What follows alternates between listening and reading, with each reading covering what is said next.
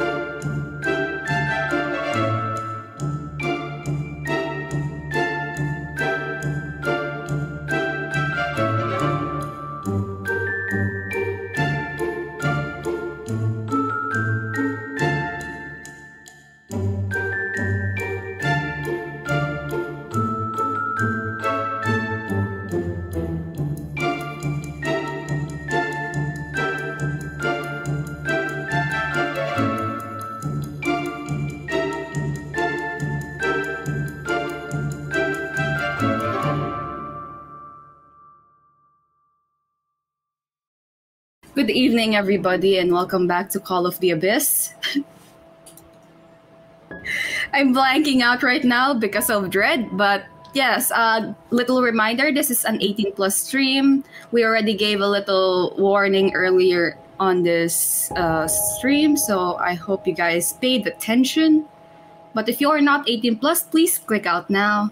That said, let me introduce all the cast members, starting with me. I am Scarlett Leon, played by Rena. Next up is Ethan. Why are you all looking away? Oh, okay.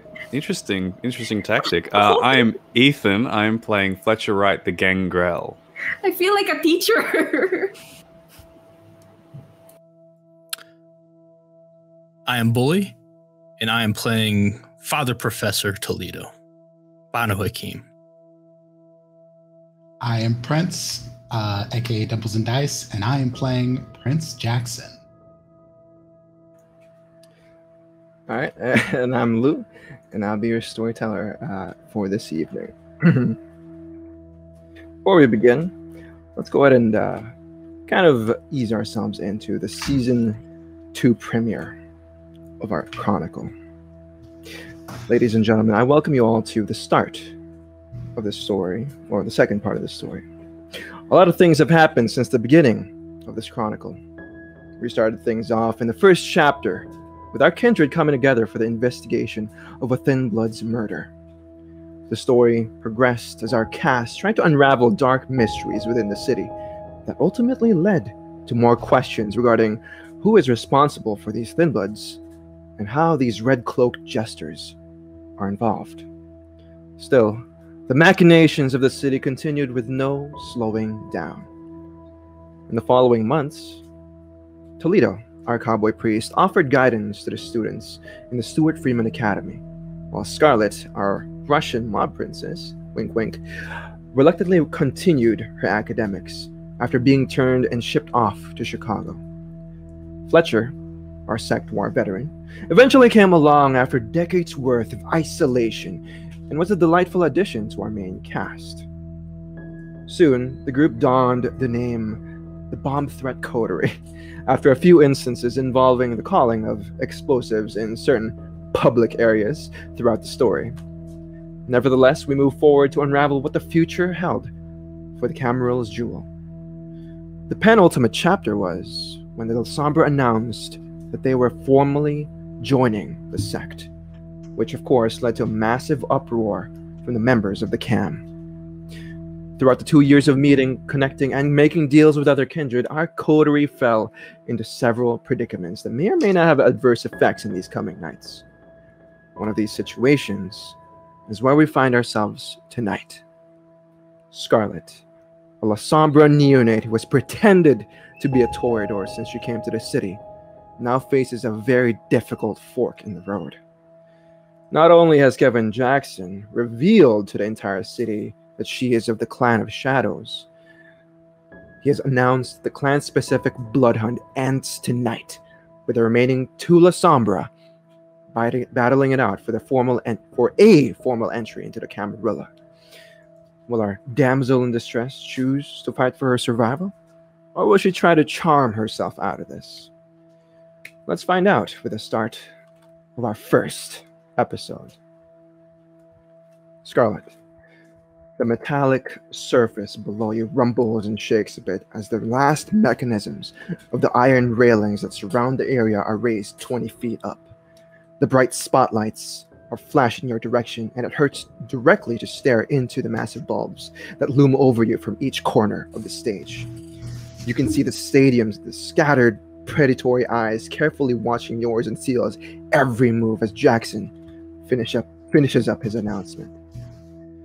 Across the audience, the bloodlust in the air is almost suffocating as every member of the Camarilla in the city observe the two neonates.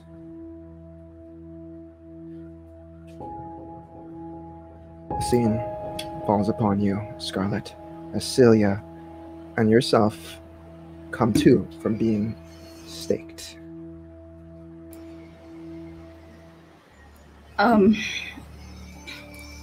Scarlett sees Celia, looks around, tries to find Toledo in the crowd. Wits and awareness.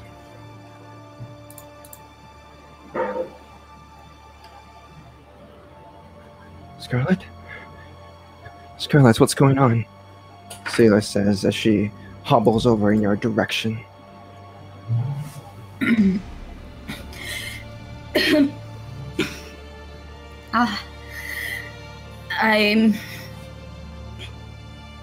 I think they're making a mockery of us again.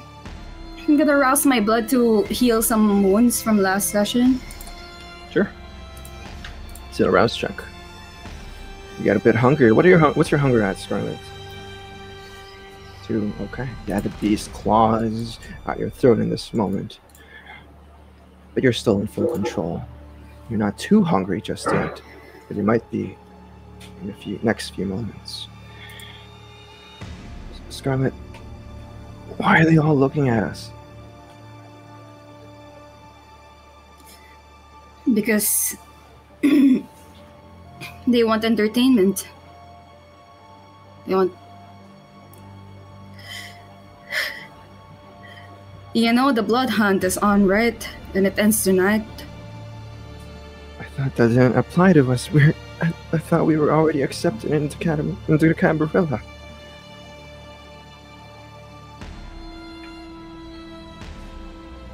They accepted us because we were pretending to be other clans, Celia.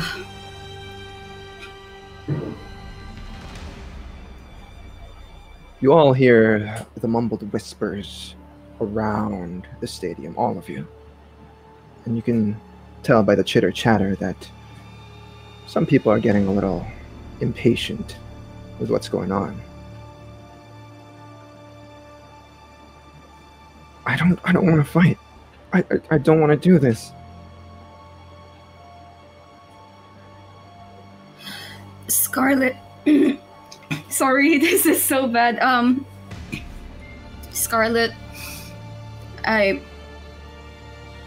is already seeing the same scene from her embrace, except Peter's face, her childhood friend's face, is right on top of Celia's. And to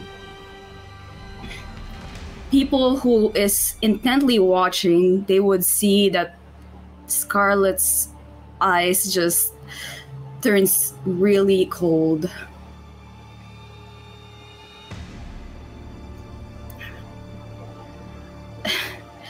You know we don't have a choice, right?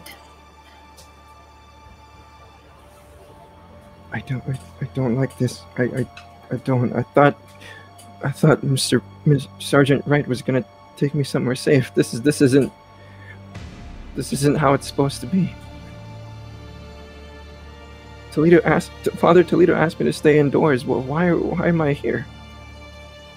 Because we've been betrayed, Celia. That's how it is for Lasombras in this city. Jackson, you hear her words telling you, well, pretty much saying out loud that They've been betrayed. But in reality, they're the ones pretending from the very beginning. You speak of betrayal, child. It was what you did. What you both did, not betrayal.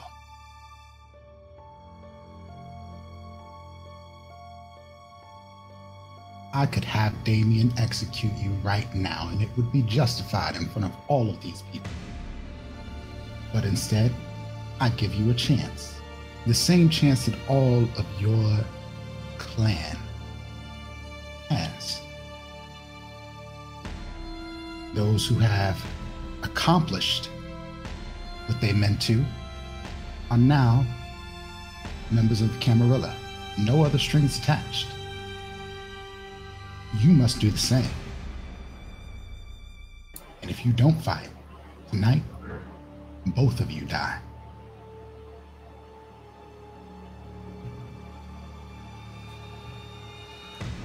Fletcher, as those words come off Prince Jackson's tongue, you are literally a few feet away from Jackson. And you're hurt. You hear this all, and you know he's right. This is how the Camarilla works. But I'm curious, what is Fletcher thinking at the moment? You are a few feet away from Jackson, along with the other hounds and Damien.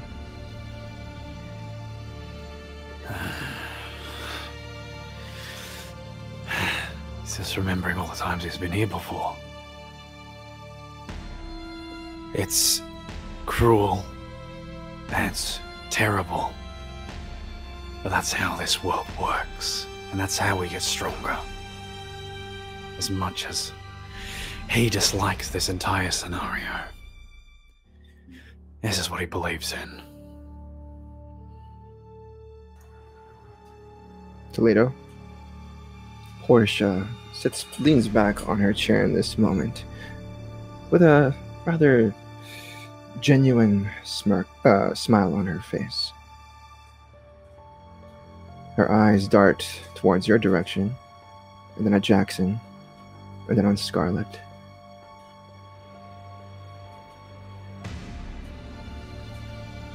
Do you say anything to her, or what was going through your head right now? Toledo would not be sitting. He would be standing. What? This is like in a stadium, isn't it? Mm-hmm. It is a Jefferson Are we on the Stadium. ground floor, or are we on the upper floor? You are on upper level, and Scarlett and Celia are on like a little arena at the very bottom. You're way up. Yeah, Toledo would be standing, just both hands on the railing in front of him, just leaning over, just intently looking down at what's going on. Maybe glancing for just a moment back at Portia. And he's gonna start fishing a flask out of his Bible. Are you okay with what they're doing here? She looks at you directly in the eyes and she says, "Why wouldn't I be?" Because it ain't right.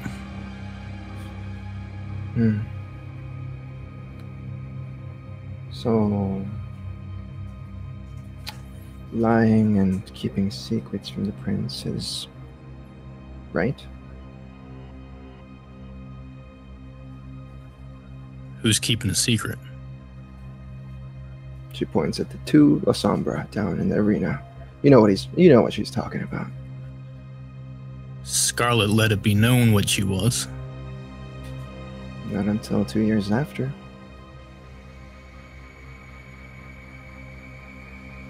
It's For all funny you how know, she could have been a survival Sabbat member. is only an admirable trait when it suits certain people.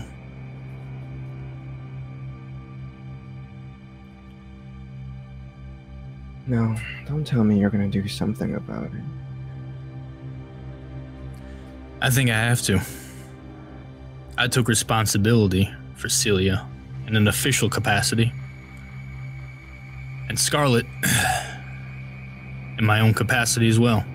That's my coterie mate. That's my ward. They're about to make them execute each other. Usually how this group works is they one in charge pays for the crimes of the naive, the young, the ones who should know better because of the ones who teach them. And that's me. I should be down there, not them. That's not how this works, Father Toledo. They're making this shit up as they go along. They ain't fooling nobody.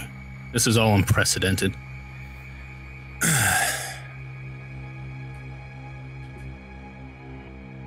And if you ain't gonna do anything about it, if you're not gonna help me, I guess it's just up to me. She looks at you with genuine curiosity as she says, well, what did you have in mind? Undo the flask, take a long drink of it.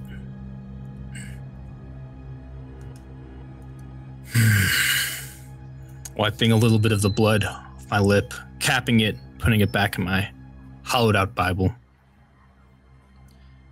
Usually I just figure things out as I go. Seems like this might be one of those situations. Do you want to go down there? That's step one. She nods her head as she says, follow me. I know a secret entrance. I was gonna make a dramatic entrance.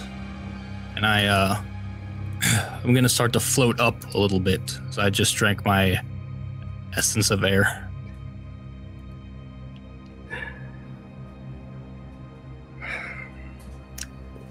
So you want to do this here? You want to float in the air? Just like a foot off the ground, just where she notices I'm not making a show of it to anyone else. But if you think you got a better plan, I'm all ears. I'll float back down.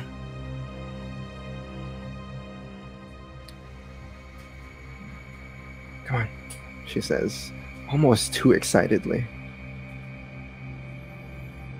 Yeah, Toledo won't even pick up on that as he's... He'll follow. She walks very calmly up the stairs onto the sideways of the arena. And eventually she leads you to a sort of a corridor that has a spiraling staircase downwards. But we'll pause the scene there for Toledo.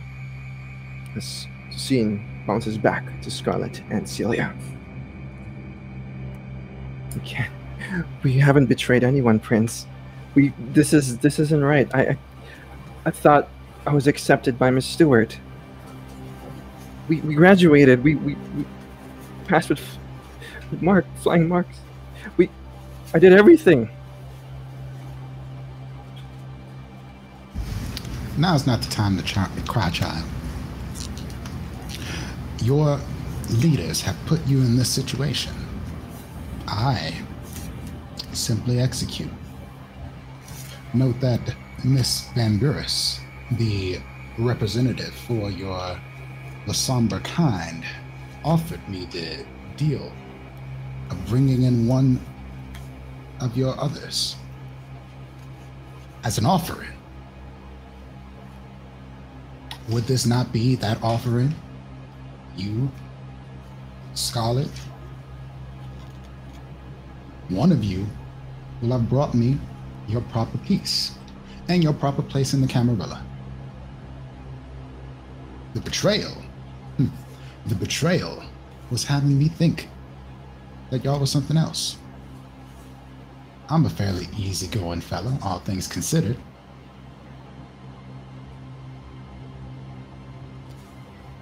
Truth will get you much further than lies. And aligning yourself with the roses, that was a dangerous proposition in the first place. It is in this moment that we snap our fingers as the scene blacks out to a flashback.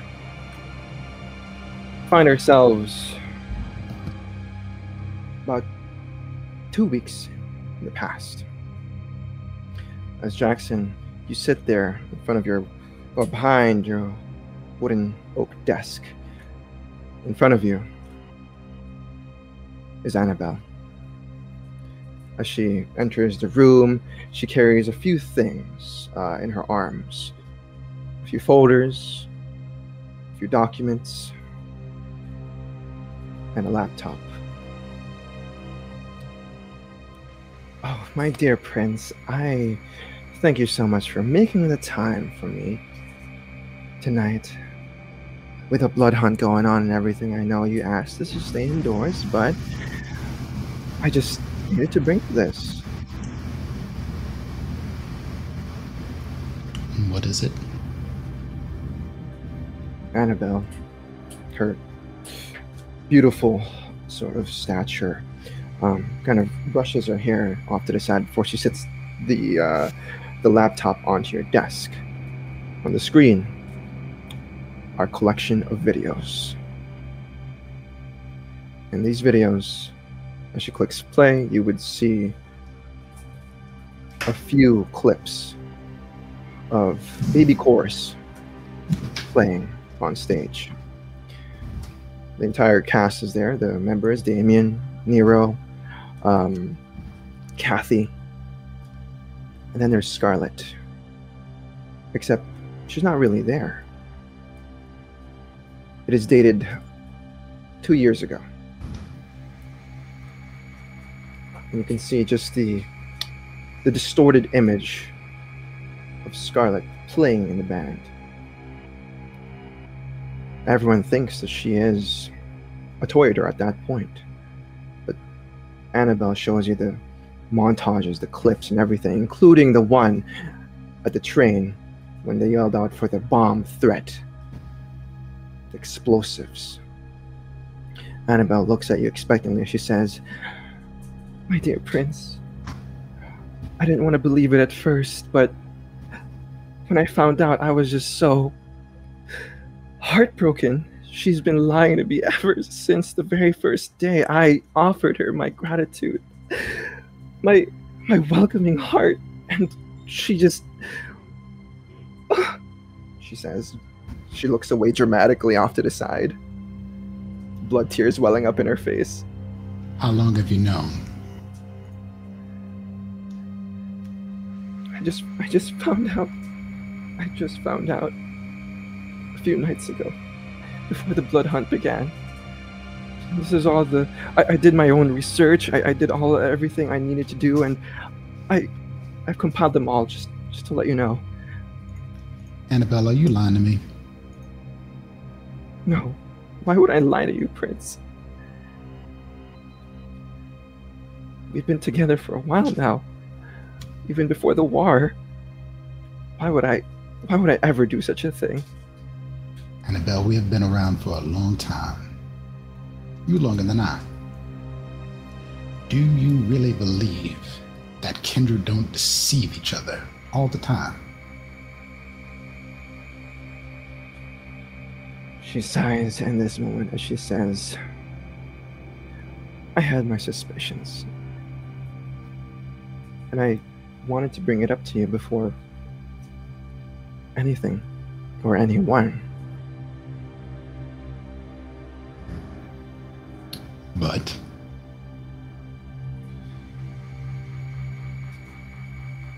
I simply wanted to observe her for a while. I was wanting to know what your thoughts are on this, given that there are now 2 Lasombras in our city.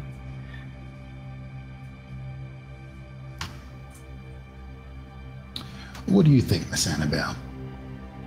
It seems like perhaps they have tricked you more than they've tricked me. She dramatically looks away in this moment, once again, as she says, "I've been fooled once again. Another neonate playing with my poor, poor heart." What's left of it? She gives you a side glance in this moment. But she says,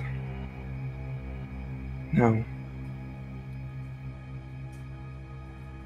Will they be participating in this blood hunt, my prince?"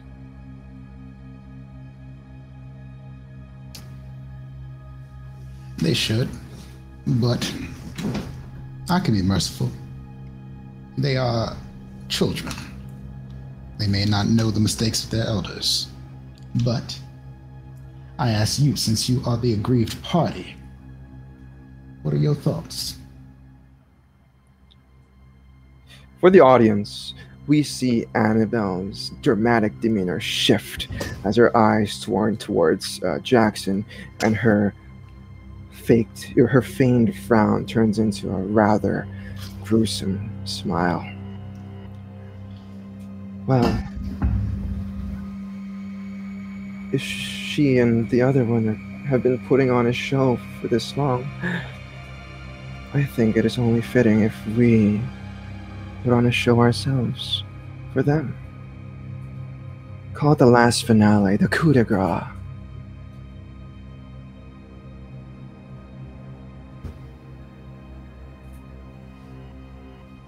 It does show some consistency. And think of how wonderful it would make you look, my prince.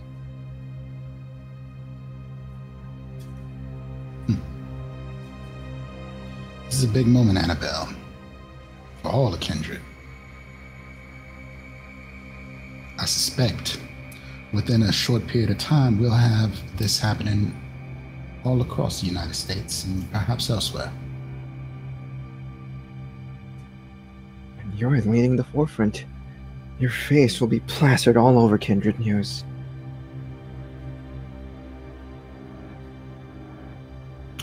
And let us create a legacy. Make it happen.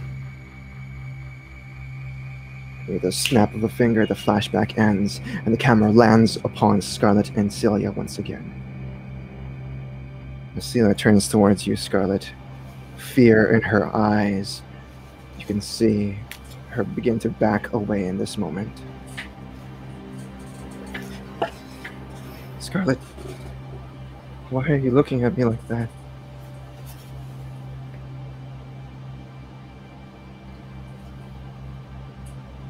You know, I grew up in a very, very different environment than you, Celia. As I start to summon the arms of Ahriman, gonna rouse the blood to wits as well. Get hungrier. See that other rouse check. It is time, my fellow kindred. It is time. Gets hungrier again. Oh, Jesus. Sia looks at you in this moment. But something happens as her eyes turn, the feeling in her eyes turn from fear to determination. Yeah, I know all about how you grew up, Scarlett. I know everything. As the shadows also emerge from her back and the ground as well, you can see the arms of Ahriman, her own, sort of creep up along the walls, the railings themselves, and dangle right around her.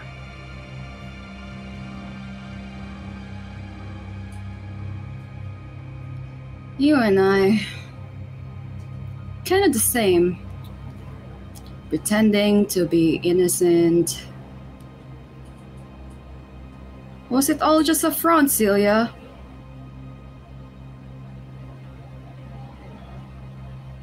Her eyes dart towards the prince's direction. As she outstretches her arms, and you see the cloudy shadows emerge from every corner of the room, and the Stygian shroud is cast upon the both of you.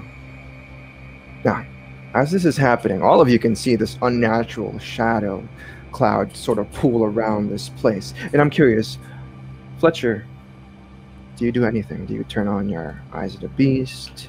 Do you tell anyone? Do you approach anyone in this moment? What do you do? If I can get down closer to ground level to observe closer, or at the very least get closer to where I can see and just sort of prowl backwards and forwards with Eyes of the Beast active. Sort of just watching, observing the thing. Roll your wits and awareness, please. And since you have Eyes of the Beast, you do not take negatives for the Stygian Shroud. And we'll see how you do here and what you'll observe. One success. Just the one. Well, you see silhouettes moving inside the shroud. You can see Scarlett and Celia, but you have no idea what they're doing or they're talking about as the sounds begin muffled and eventually turn into silence in this moment as you enter the vicinity of the shroud. Jackson, as your hounds begin to move in that direction, even Damien is now looking over the railing, ready to pounce any time.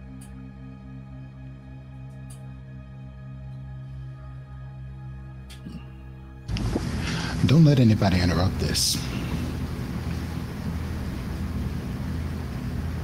Damien nods his head as he begins to look around the area as well, keeping eyes on both the gates. Toledo, since you're not here to experience what's going on, and Portia is leading you down the spiral staircase, and she seems to be very happy and giddy. She's almost like she's prancing around at this moment. But she continues to walk or saunter down the steps. She doesn't say anything. She's just perhaps humming to herself. I mean, if I knew this was about to start and she's just like taking me on a random walk out of where I can't even see what's going on, I'll say something. So we need to, if we're making an entrance, ideally we're making an entrance before the show begins. Oh, we're gonna get there. Don't worry. But I didn't say that. You don't want to be spotted by their eyes, do you? I don't care about that. I was literally about to fly in there like a goddamn badass. I just want to get there immediately. And if this is taking too long, I'm just going to get there immediately. I have my ways. Maybe turn on your senses, Toledo. As she says, as she's looking around each and every wall. As you turn on Sense the Unseen, you can see everything is illuminated in this moment by strange markings and runes and glyphs. Intelligence and occult.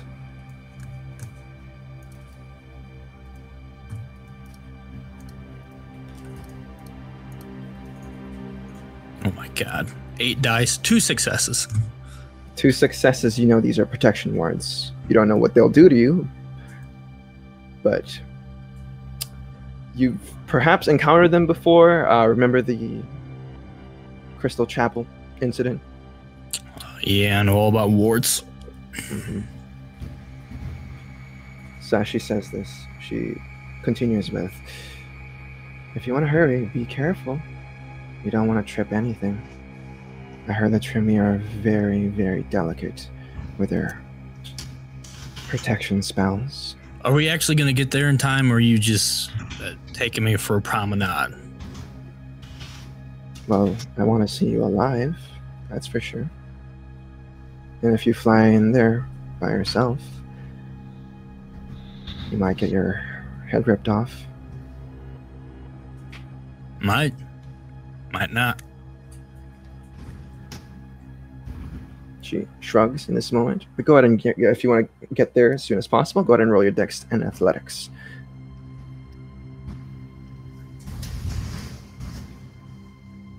I'm going to use celerity for this. Sure. Let's see that rouse check.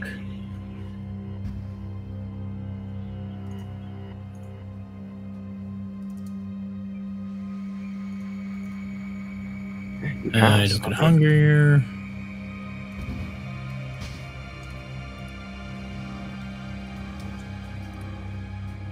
Three successes. 3 successes. We'll keep this in mind as you move down. And as you activate your celerity, your unnatural swiftness, Toledo. You can see Portia keep up with you. She lets you actually lead the chase, and she just follows you with a smile on her face as you continue going down and down and down the spiral staircase.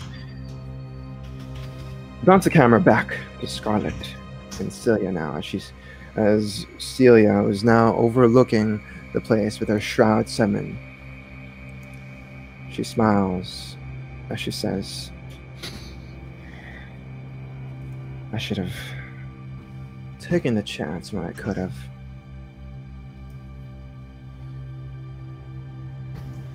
But I know all about you, Miss Mikolov. I know all the things that you've been hiding this entire time. Scarlett Mikolov does not exist, Celia. I have no idea what you're talking about.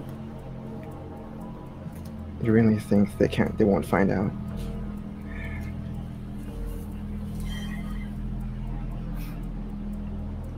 Who knows?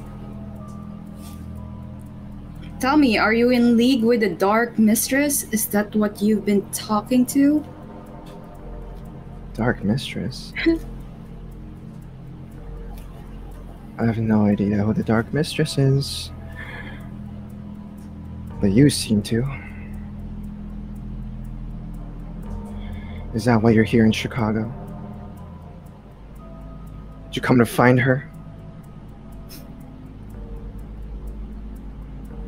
Do you even know who the Dark Mistress is?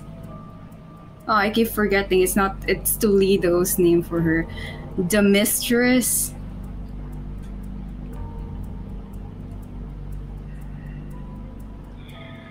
There's no such thing.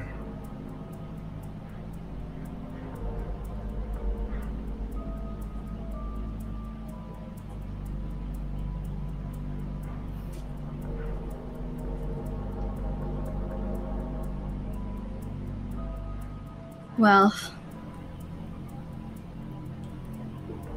keep your secrets then. I attack with the Arms of Ahriman. Okay. And how many successes did you get in total? 6. Okay.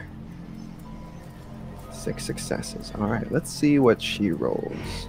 She is also going to use Arms of Ahriman against you. I imagine both of you are using Oblivion Sight at the moment. So, what's in discipline?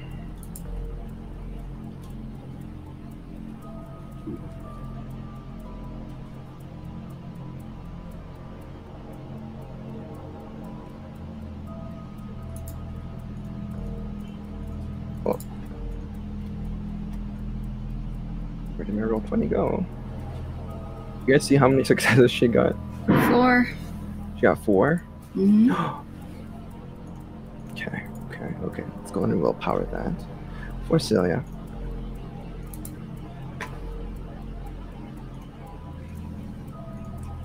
She got 0. Okay, yeah. In this moment, you feel your shadow arms grapple her in this moment as they creep up from below her and entangle her very limbs. She is unable to resist in this moment in this Arms of Ahriman battle. As you feel the shadows also coalescing around you, there's nothing that happens, Scarlett. You feel the shadows around you, but they're just familiar. They don't seem to affect you. She's grappled. She's unable to move. And the next turn begins. What is your next move?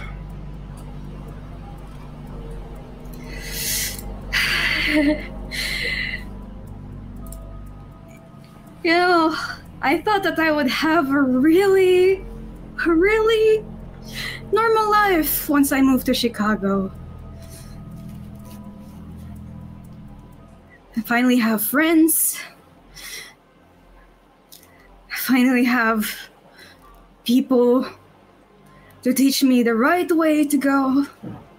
But it seems that that's not possible. And right now, Celia, right now, I am so done with everyone just betraying me. And right now, Celia, I am so very fucking thirsty. I'm going to leap out and try and drink her. Okay, so you're just gonna try to attack her? Okay. Let's go ahead and roll her resolve and composure so she can break, if she can break out of your arms. Go ahead and roll your arms of arm in as well. Oh my god, Celia, this poor girl.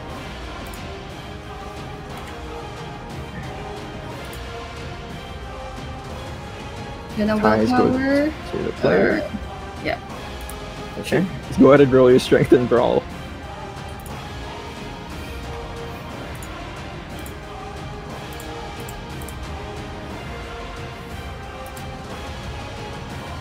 Okay, that is a successful grapple attack. And you can see, how does this look like, Scarlett, as the arms of Arm lift her up from the air, from the ground, and she's now dangling in the air as if she was a toy. As Scarlett says those words, she is slowly approaching, her eyes inky black with the oblivion side. She looks like she's prowling towards a prey, just like... Your crimes will be paid. You'll pay for your crimes. I know what your family's done. I know what they've done.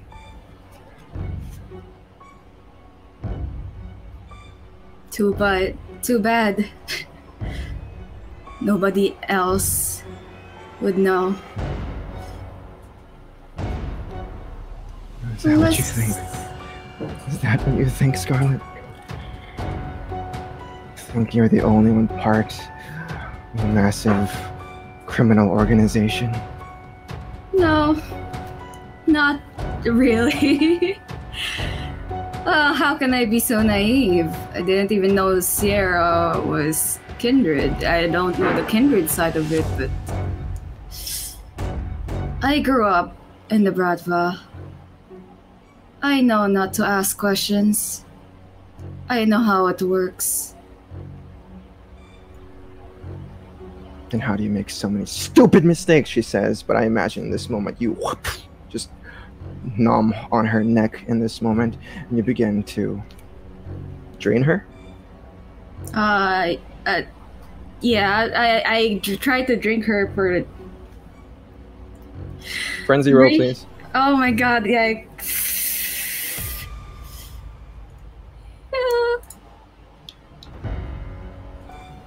I only have 3 willpowers.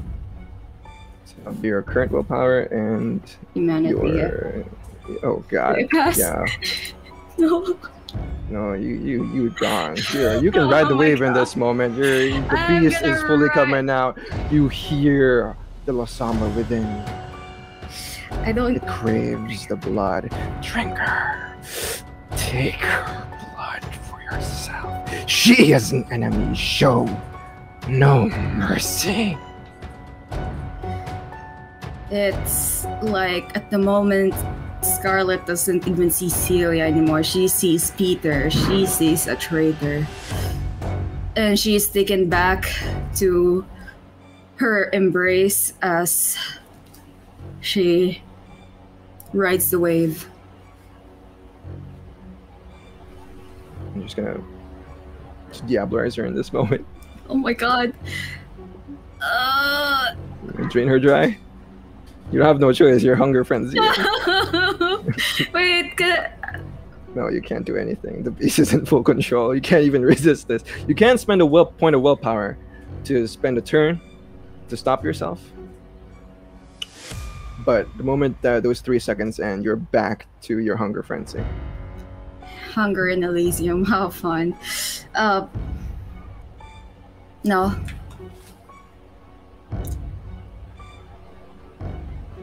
I'm going to eat her. Okay. Fletcher, you see everything going on right now. You can see the silhouettes of the shadows within move as, you know, the one is lifted off and the other just pounces upon that which the person that was grappled. I'm going to say you can see who's who in this moment. And it seems like Scarlett is definitely going to try and consume her soul. Do you do anything?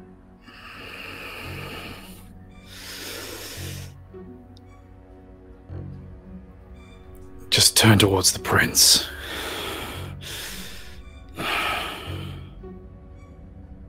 And say nothing, but look.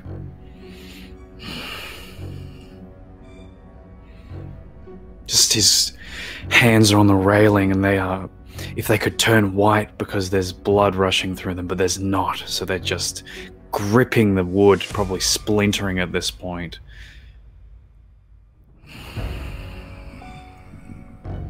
Damien, keep your dog on a leash.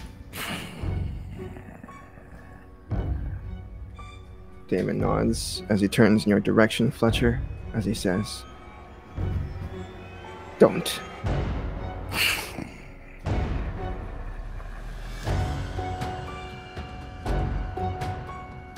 You happy with yourself, Damien? You satisfied? Or it's just part of the job?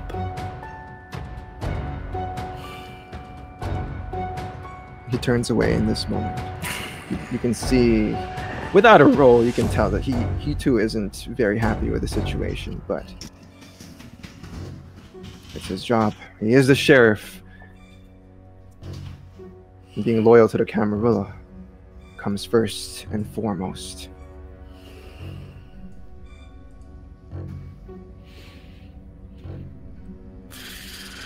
I ain't gonna do shit. I appreciate that, Mr. Red. Of course, my prince. Toledo, as you not fall, but enter the very base floor of the stadium, Portia follows you as she dances behind you, twirling on her heels in this moment as she continues to hum a song. But you can see just down the corridor that iron gate where one of the people, Damien, emerged from earlier. This is the chamber of which they entered from. I'll add that Jackson can't actually see this. They're in shroud.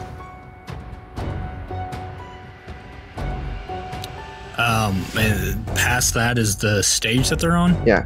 Past the iron gate, which is about 20 feet high. If you move it to the side, is the actual arena. Just gonna look back at Portia. You fucking lied to me. This isn't a secret entrance. You just led me to the stage. I'm going to walk on the stage as any other and it's already started. As you look further down the gate, you can see the shadows are making their way, creeping their way through the cracks and crevices of the area. You just literally ruined everything. All right. Yeah, I mean, I'm just going to go ahead then. There's no actual getting the drop on any of this. It's just walking up. Okay. And who has heightened senses? Not heightened senses. Oblivion sight and eyes of the beast among the 5 of you or 4 of you? There's 2 of you. Okay. Toledo does. Yeah, Toledo is. If he sees this whole shadow thing going on, he's gonna close his eyes, just pissed off that Portia just ruined his plan. But the anger subsides pretty quickly away from her, and he directs it towards other people because he can't stay mad at her. But when he opens his eyes again, they're just black. Okay. As you do, and you start making your way towards And the I gate. see Toledo. The moment, I imagine you're going to pry the gate open, Toledo. Oh, is the gate like locked shut? Or is it just Yeah, need it's to be locked opened? shut. It needs to be slid to the right with a lot of force. What do I see in the shadow? Oh, you can just see the shadows creeping inside through the gate from the arena itself. There's a gate that's, covering the area. Oh, so you so can't I really can't see much. I can't can't see the see them. stage? Oh. So you're hidden at the moment. Yeah, I'm gonna do what I was gonna do in the first place then. Step aside, go invisible, and go incorporeal. Okay. Take a couple of rouse checks. If you could see away. Toledo, you'd be able to see his stigmata pouring blood from his forehead and wrists. God. Oh, God. If you could see him. Okay. So you're just gonna pass through the gate itself? Yeah.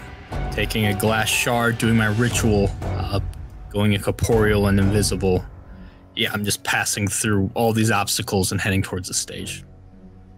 Okay, okay.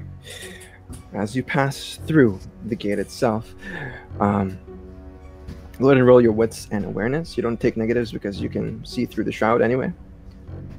But Jackson, the moment Toledo passes through the wall, you see Alexa lean over to Damien, whispering something. Damien turns to you as he says, "Looks like the cowboy priest showed up. He's by the left gate, or the right gate."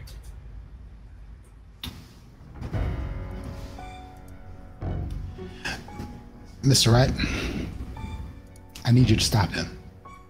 That's your coterie member. I'm giving you the opportunity to spare his life. Alright, without a thought, just leap the barrier.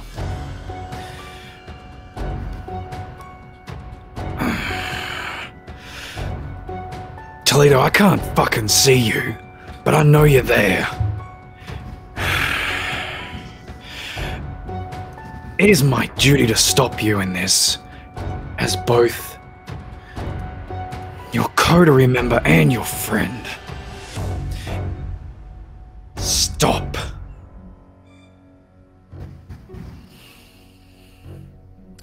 I got 2 successes to see.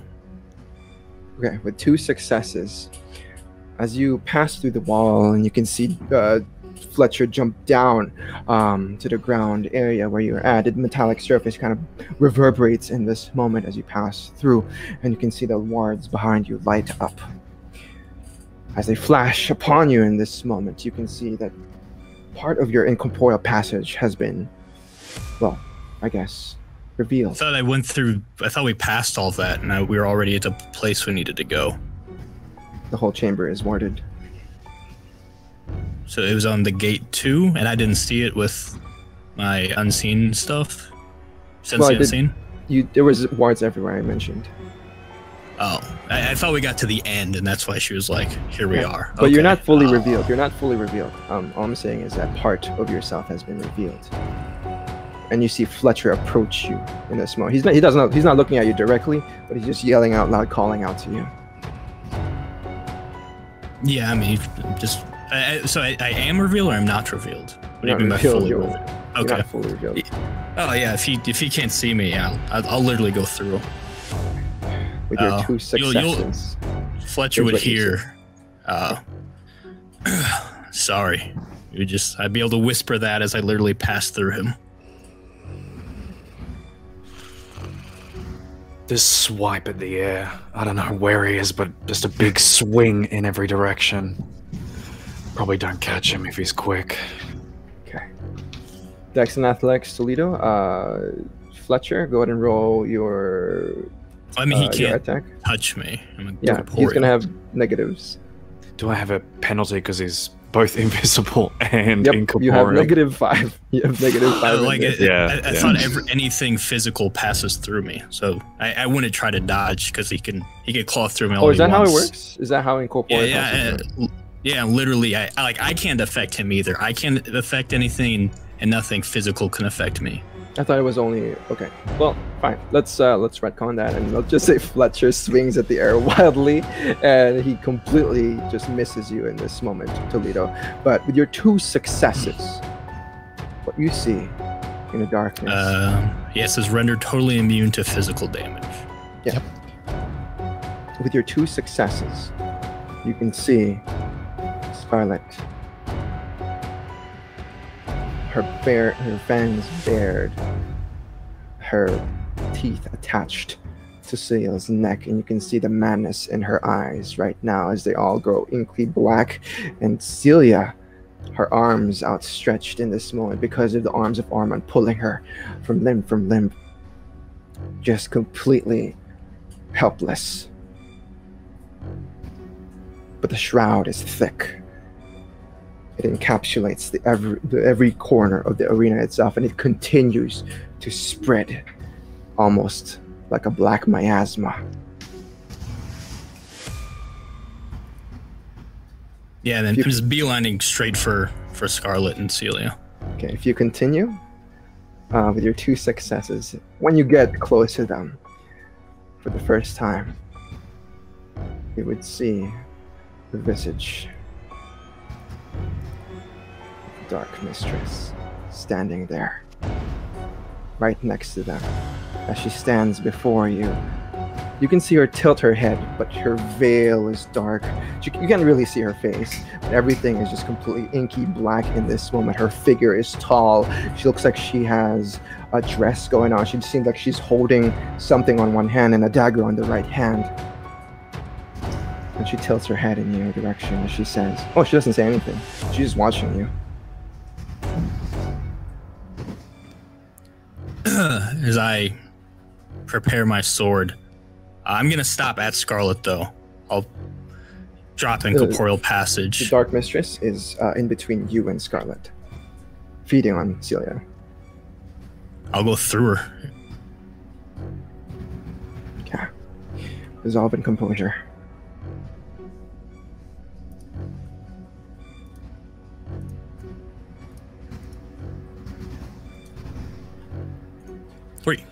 With 3 successes, you feel... Would you like the real power?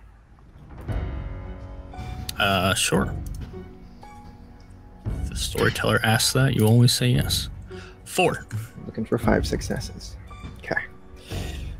As you try to move in that direction, as the cloud begins to thicken more, you feel the shadows around you ripple and reverberate as they bounce from one side to another, and you can feel your own limbs, your own ankles, your own body be stopped by shadow tentacles. You're not sure where these came from. You're not sure if these are Scarlett's or Celia's or the Dark Mistresses. You just know that they're way different. They're way more cruel. They're way more ruthless than anything you've ever seen so far. And you feel yourself stopped in this moment as the Dark Mistress approaches you slowly. She doesn't even seem like she's walking. She's gliding through the air, through the darkness itself.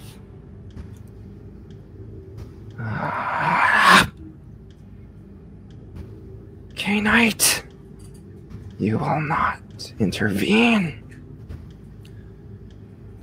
Scarlett, do not diablerize Celia.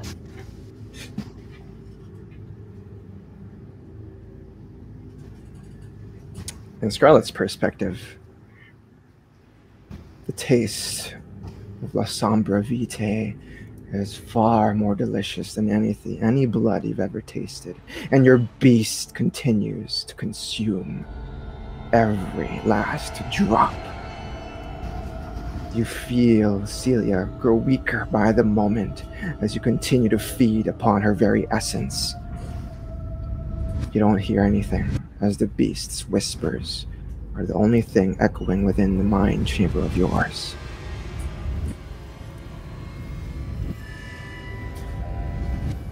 You continue, Scarlett.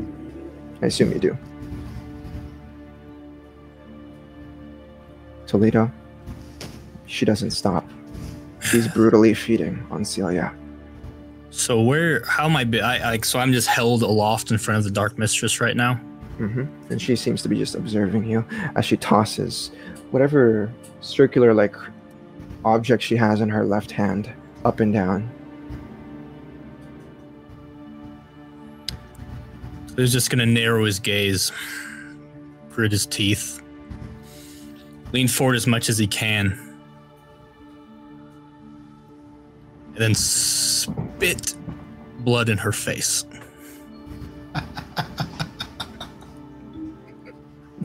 Okay, I don't need you to roll for this. I imagine this is not Ball's Crest. Okay. It will hit her. She's directly in front of you. Oh God. Oh, you. Oh, and you can. Oh man, I need you to roll a frenzy check. Well, you can't really move, but go ahead and roll your frenzy.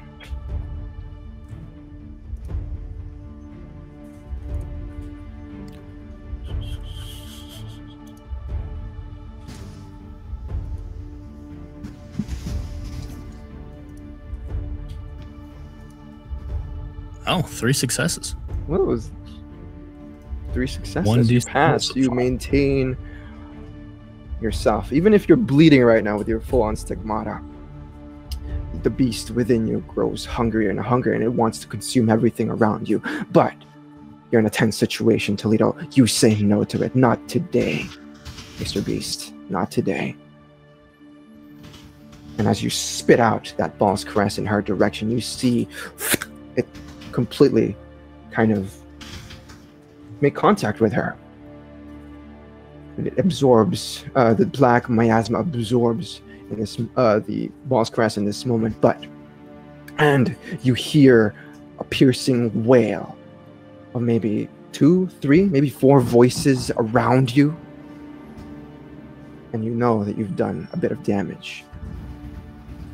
But it is not enough to take her down as she faces in your direction, and she takes the dagger and plunges it right to your chest. The scene blackens in this moment for Toledo as the shroud continues to grow thicker and thicker by the moment. Jackson and Fletcher, you see everything going on right now. The black miasma is spreading across every corner of the arena itself, but eventually it corrodes and dissipates as everything begins to clear up. And those moments pass, slow at first, but soon the black ichor clouds, this mist, disappear. And you see Scarlett hold Celia, perhaps by the neck, and simply drop her on the ground. Celia has now met the final death. She's now beginning to shrivel up with the decay of the years. Well, I guess the few years that she's been dead. And Scarlett stands there triumphantly, blood oozing from her mouth. You have now slaked your hunger down to 0, Scarlett, and we'll do your diablerie rolls later after game. And what else you see, Jackson, is Toledo on the ground.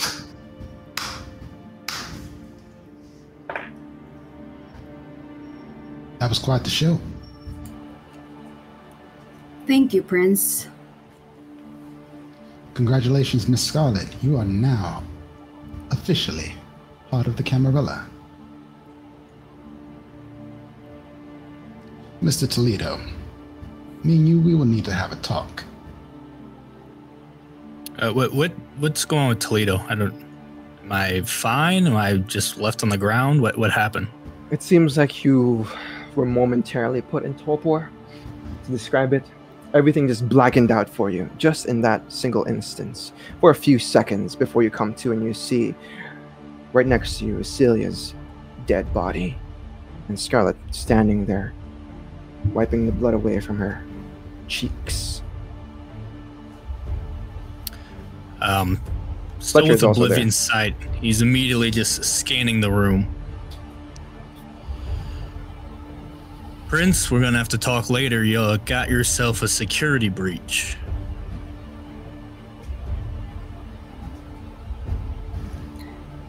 Do I see any sign of where they went?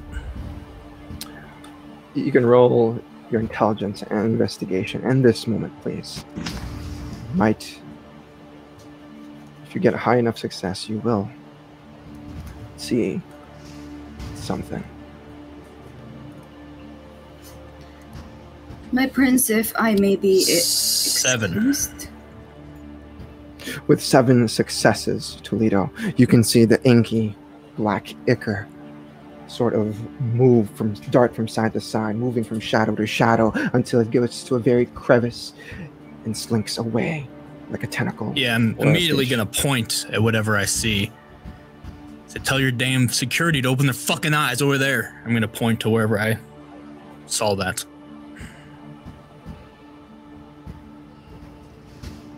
Take care of it.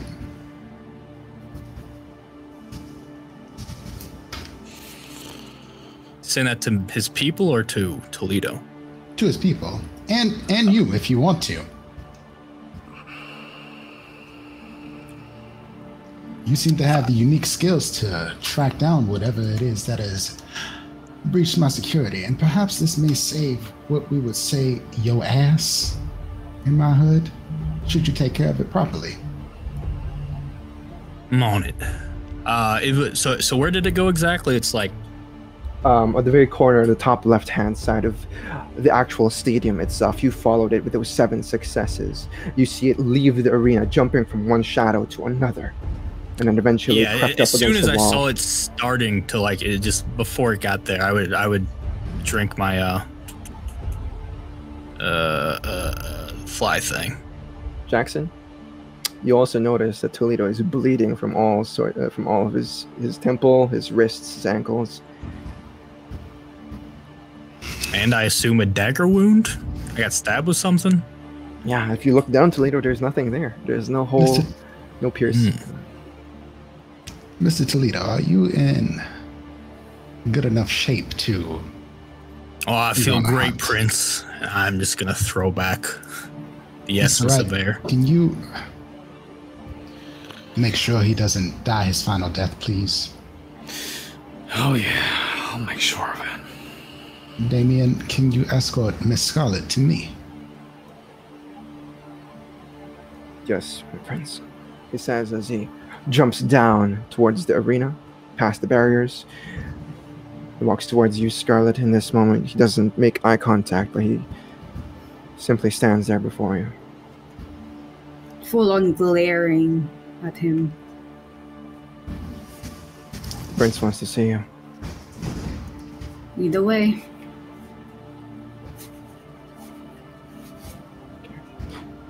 He walks towards the side, towards the side railings, and a few, like a makeshift staircase is before you, and he leads you up to the steps where the stage is, the main stage where Jackson is sitting. You can see some of the hounds around him, as well as some of the primogen behind, all carefully looking at you, Scarlett. You even see Miss Van Burris, part of the entourage.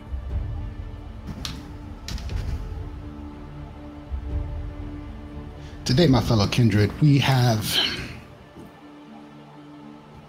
finished a bit of gruesome business.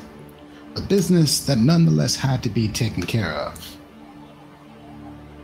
Miss Scarlett here is the last of our known Lasombra in the city to have accomplished what her clan leadership has put forth to us. And therefore, with no strings, no complications, Miss Scarlett is a part of the Camarilla. Now let this be known that I can be fair. This may not be what many of you wanted to see, but note that I did not offer this deal. This deal was offered to me, and I simply agreed. The Lasombra are part of our sect now.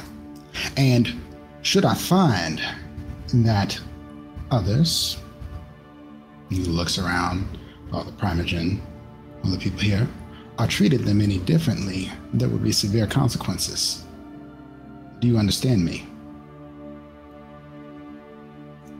All of the kindred in the area nod their heads, and you know, for sure. Actually, go ahead and roll your charisma and leadership, Jackson, just to see how well your words come off to them.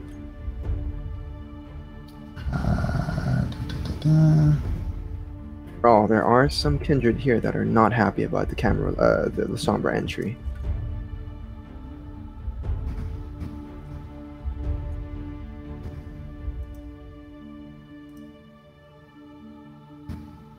Do it. Charisma. Wait a second. Sorry. It's first time rolling here on roll 20. So leadership and charisma. There we go. The prying eyes of the primogen all nod in this moment with their 5 successes. All of them nod their heads, first at you and then at each other. But you know that there are some here that are not very happy with this decision. Namely, one primogen that actually speaks up as he says, No! This is a fucking mistake! There's no way! No! I will not be a part of this! No! She says, as Jason Newberry stands up, adjusts his bow tie as he frantically tries to move away from the scene.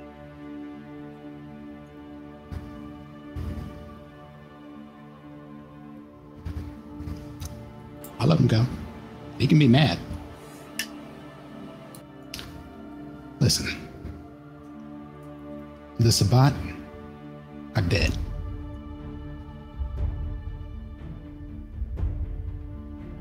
Long live the Camarilla.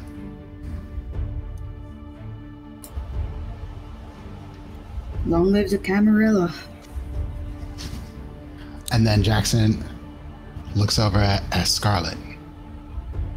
Gets close to her, whispers in her ear. Did you diablerize that child?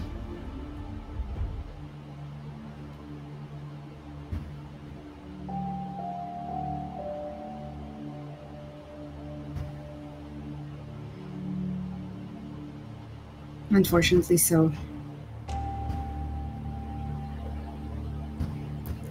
Tell a soul, and I will have Damien cut your head off. Do you understand me? I understand, my prince. And he raises Scarlett's hand in the air. And everyone in this moment clap very, very loudly. With those 5 successes, Jackson, you have made your point. You have become the rising star of the Camarilla, as this solidifies the entry of the last Lasombra in your city. And soon after, you know for a fact that many cities will follow your lead. You have changed history. And as the roaring applause echoes around throughout the chamber, we'll bounce the camera over to Toledo and Fletcher as you guys make pursuit of the shadowy creature moving around. I mean, I assume he just flew. Yeah, like, yeah, you just straight flew. at it. Mm-hmm. I assume Everyone's that would just eyes are on you. Yeah, I assume that would just take a few seconds during all of this, and also I assume they're gone once I get up there. Yeah, slink away into nothingness. Yeah. I'd imagine just be a quick fly straight up, look around, they disappeared, and yeah, I didn't plan on like being gone the whole time and then coming back. Okay, as you perhaps land back to the ground, you would see Fletcher and not Damon, Moneka there.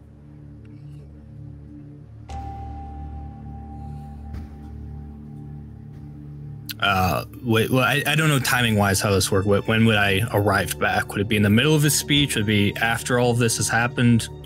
Let's just say you make it when he's raising Scarlett's hand and everyone's clapping in applause.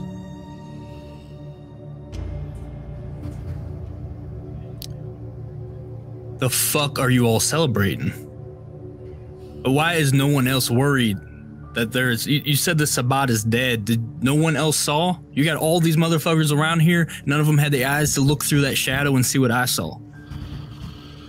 You got some supervillain type woman running around here calling herself the Dark Mistress with the Lasombra cronies. Every time there's some shadow business that happens, she's right there.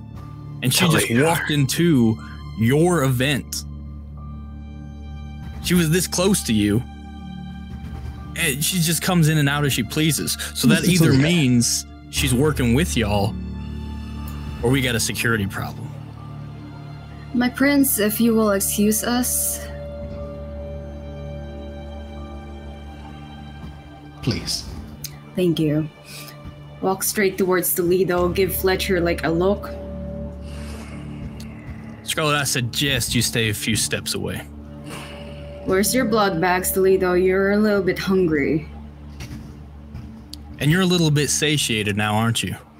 Both of you need to shut the fuck up. Mr. Toledo, I'm gonna need you to calm the fuck down. I'm calm. I mean, no disrespect, Prince. This is your stage, these are your people. I am just concerned for your safety. Come with me. And Jackson's gonna take them. We're in the stadium. I assume there's a private box in here somewhere. Absolutely, yeah. All of you. Come on. You heard him. The rest of you. Yeah. Go forth and party.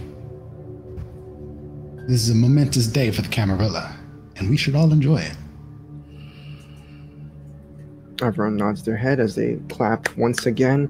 Some cheering, some applauding, but definitely some others who are just sulking there with misery. But you don't care. You've already changed the course of history. What does it matter now?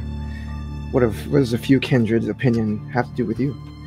In any case, you all follow Jackson and Damien into a private box, a private room, a private chamber, somewhere within the stadium. On the way, I would say, I do need something to eat before we have a meeting. I don't want to be untoward towards you. Damien, can you get us some refreshments for our guests?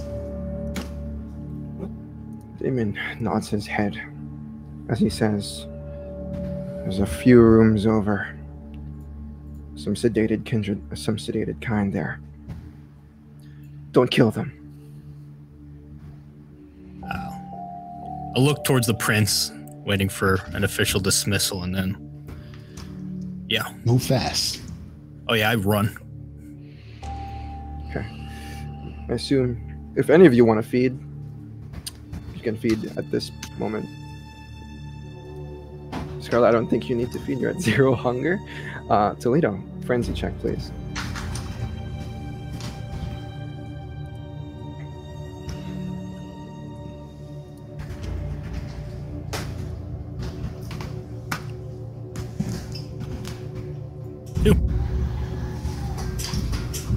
Yeah, with 2 successes, the hunger within you grows even more in this moment as you sink your fangs onto an unconscious individual. They will not live to see another day as you drain them dry, Toledo. Oh.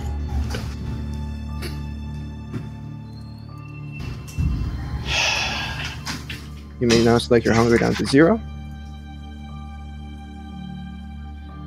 And do you do anything to clean this up? Do you destroy the body, or just leave it there?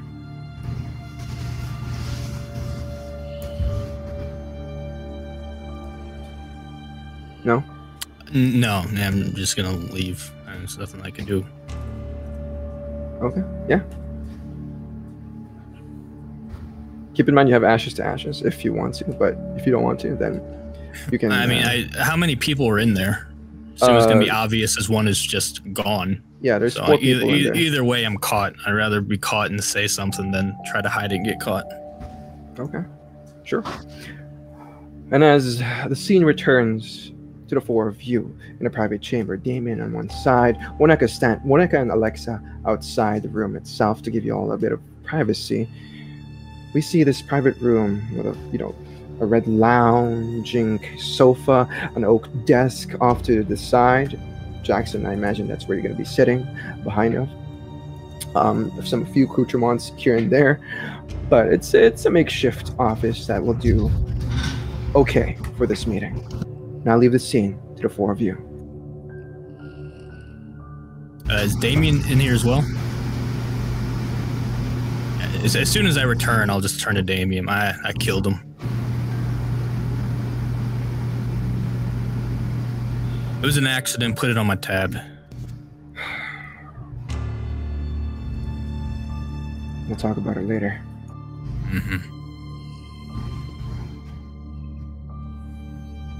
Mr. Toledo. Prince Jackson. What exactly were you planning to do?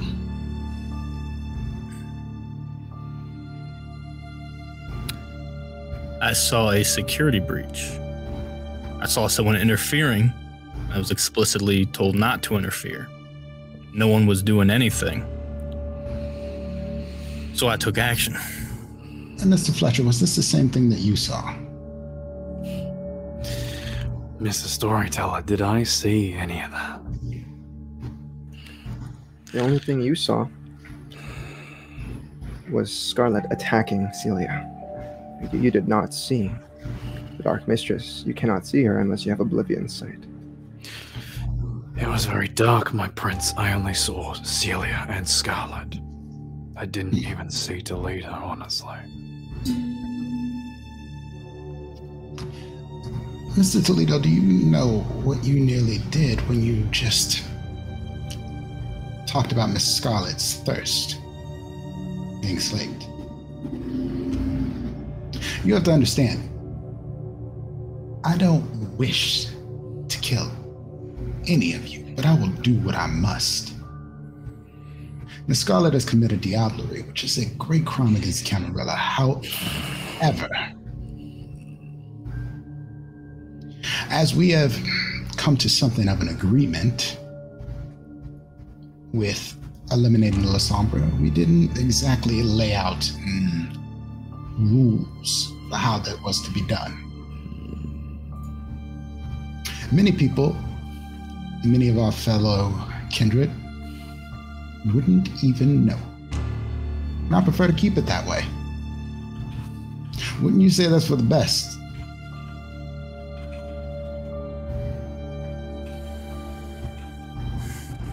I won't pretend to understand your ways, Prince. That's why you're Prince and I'm not.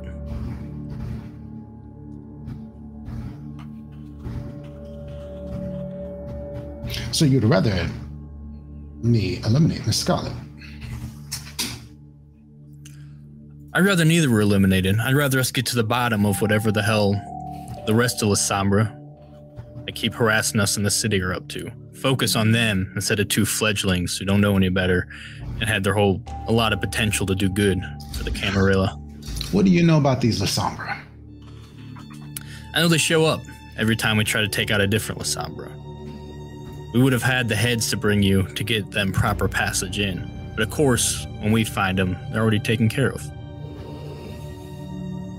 I know they've been following us around ever since The thin they blood threw that poor incidents. boy into your Elysium. I know what darkness is swallowing your whole damn city. And it seems like everyone's content to sit around and let it happen. You've been around a while, haven't you? I have.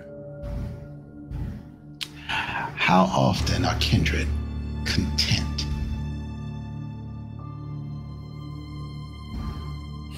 Not often enough.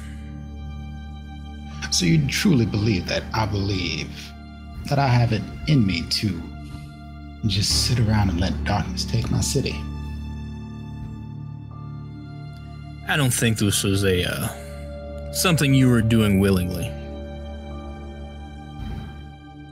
If there's something that you know that I do not, could I trust you all to handle it?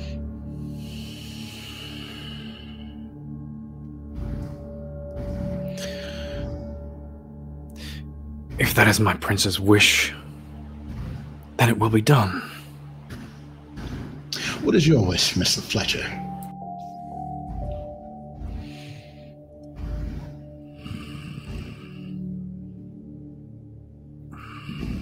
Nothing. Nah, don't be that way.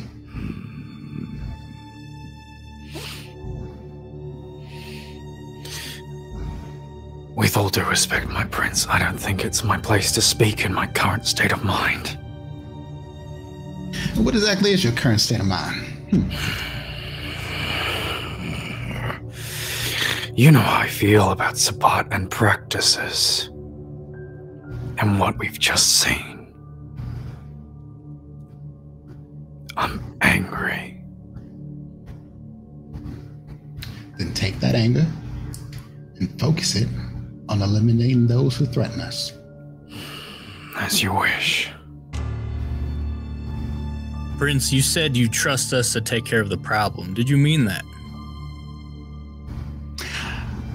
I believe that you all have the gumption, the will to do what needs to be done. Y'all have seen a lot of things recently in Chicago, and trust may not be the exact right word, but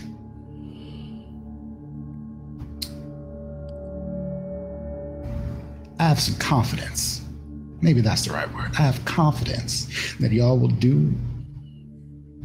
take care of this problem that apparently no one else can see.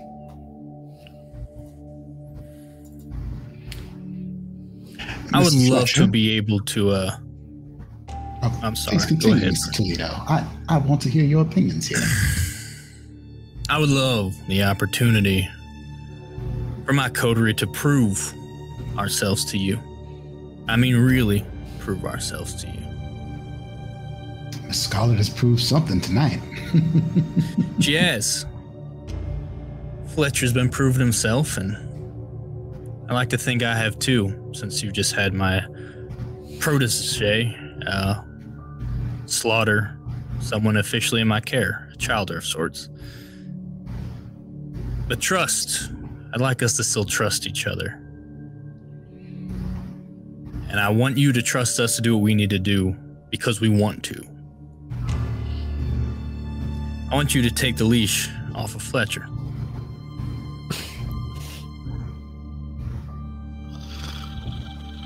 That's bold of you, Mr. Toledo. That is quite bold. I've been called worse. Damien, what do you think about Mr. Fletcher?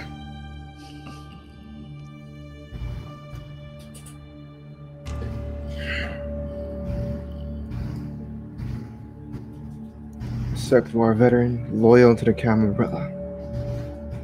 That's what I think he is. Given his recent acts, he needs to first prove his loyalty once again before we can release him.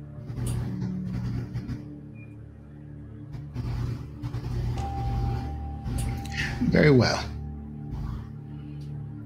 You bring me information regarding these Lasombra. Who's leading them? And the leash will be removed from Mr. Wright.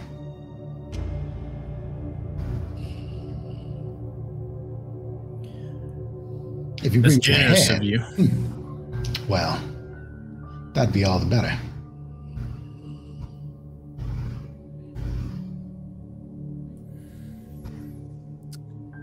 I thank you for the opportunity, Prince. Miss Scarlett, I do have a question for you, though. You've just taken out another one of your sisters.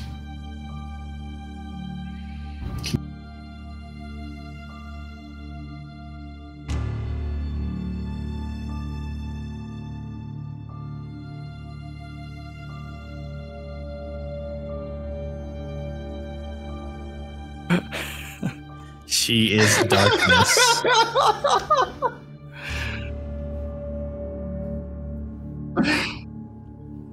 Oh, sorry.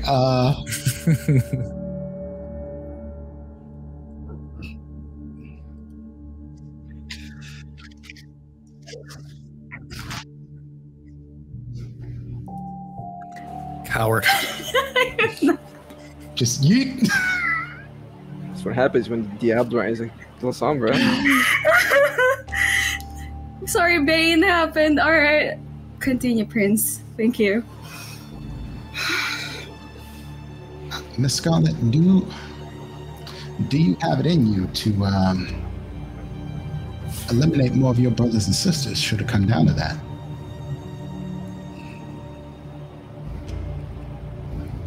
If that is what my prince desires, then I don't want a bunch of walking puppets. I can make those myself. my prince, I grew up in a dog eats dog kind of environment. So if this is what it is needed, then it is what I will do. Do you believe that these Lasombra that have been chasing y'all offer a danger to the Camarilla? Yes. Then it is what needed.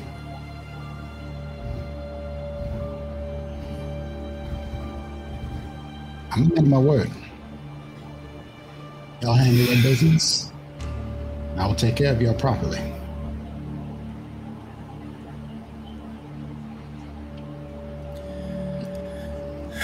Thank you. Sorry for that back there.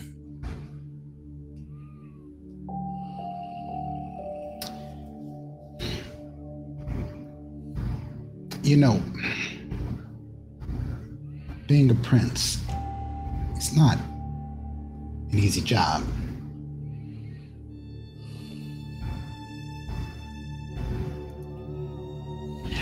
And being ruthless. Oh yeah, I could be more like Annabelle. But would that really help Camarilla?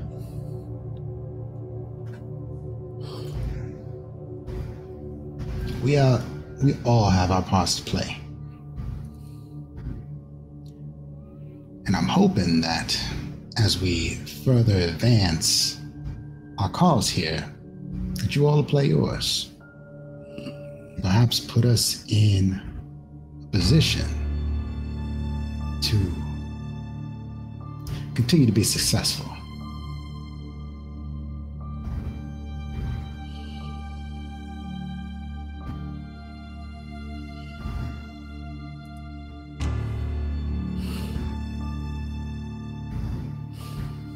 Yeah. I like where your head's at, Prince. I do. I don't want to like you, but you make more sense than some people give you credit for. I appreciate the honesty. But I will say, for someone who doesn't want to be ruthless, that back there is pretty fucking cruel.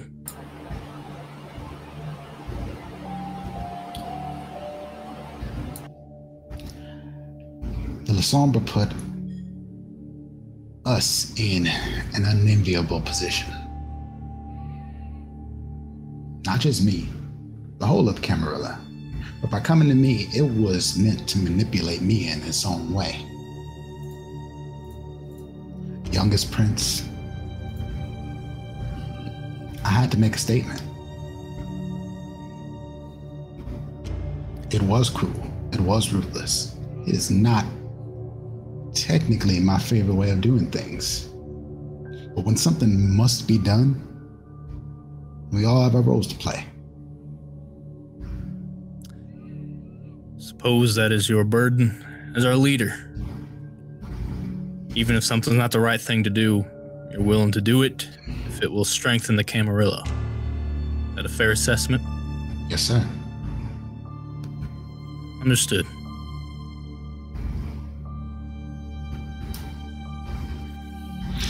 Mr. Fletcher, I hope I do not have to do anything to embarrass you on the stage anymore. I will endeavor to make sure you don't. Thank you. Miss Scarlett, no more diablerie. Of course, my prince. I'll add that I'm holding both of your caretakers responsible should something like that go down once again. Y'all ought to look out for each other. You understand me? Understood. This is one of the few times that I actually believe that I can trust you on something. So I will use the word trust.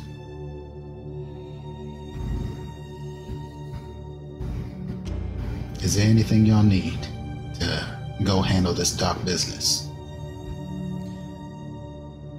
Just your permission to do what we have to do to make the city safe. Do what must be done.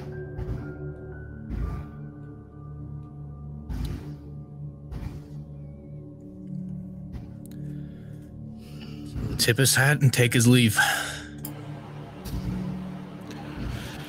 I'll follow. I'll follow last.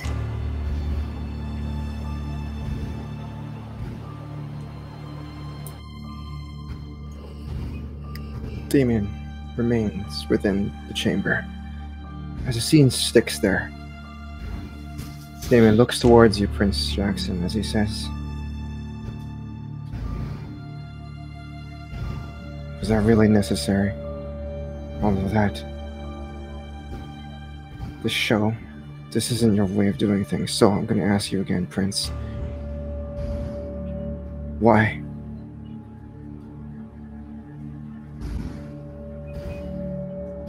Because if the Sabbat actually are still around, Damien, they need to know that we can be just as ruthless if we have to be.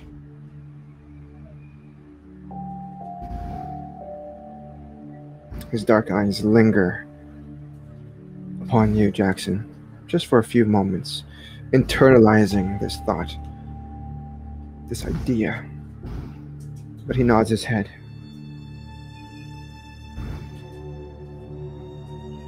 Then we'll show them. Is there anything you need of me, Prince? Keep an eye on them.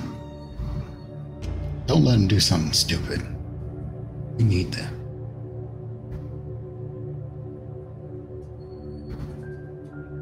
As you wish. He turns on his heels, and he follows their way of exit. Toledo, Fletcher, and Scarlett. It's getting late. Not too late, it's about maybe past 1 o'clock. What is your plan for the rest of the evening?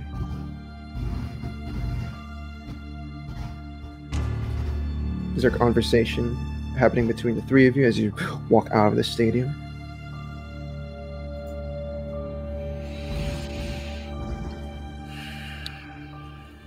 Let's go back to the Haven.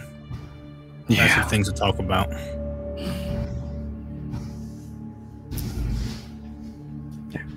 As you guys are walking out of the chamber and passing through the stadium corridors and whatnot, you would see a hoodie wearing, sweatpant wearing, messy hair looking French girl, dark skinned French girl. She smiles at you, Toledo, and she says, "Yo, B, you got like some new shoes or new kicks or something? That floating shit you did up there? Tight, you know what I'm saying?" As she kind of goes in for a dab. I'm not in the mood right now, Aisha. Is there something you have for me? No, I just, man, you was cool looking, and is this a... She studies all of your demeanors. She says, "Oh shit, homie. Okay. Well, I'll here. She kind of takes out like this joint, and she kind of just passes it over to you in a quick handshake. I'll sort of nod in approval, soften up just a little bit. Thank you. Let me know if you need anything. Catch you later. See you. Okay. There are a few kindred still around, namely the Primogen, who are discussing things amongst themselves. I would imagine, Jackson, you step out and talk to their other Primogen and whatnot. And they're just a bunch of kindred here conversing. If you would like to look for anyone to talk to, you can. But if you don't want to, you just leave if you want. Do you want to talk to Portia on the way out? As you look around, Toledo, Portia is not here. I'll ask around a little bit, see if anyone saw where she went. Sure. Who do you speak to? Oh god, she's usually with the Tremere or the Toreador. I don't want to speak to either one of them. Fuck it, I'll ask a Toreador. Sure.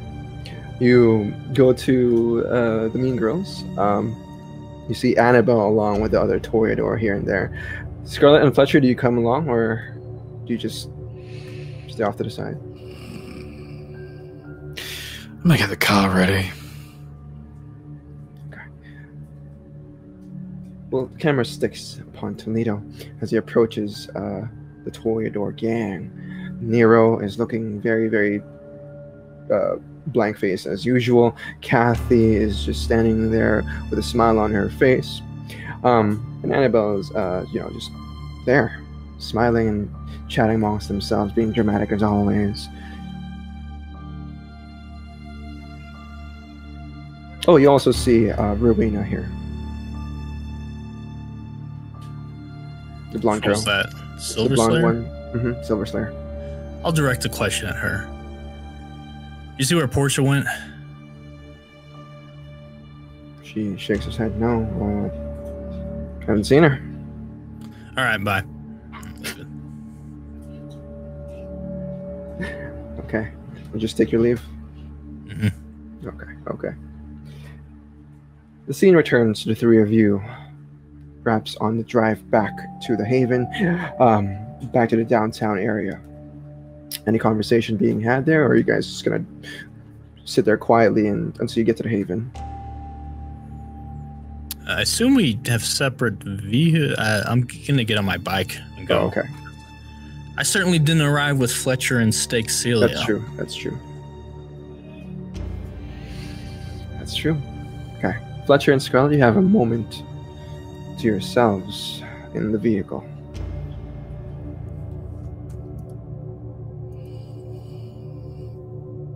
Just quietly drive. I ain't saying a goddamn thing.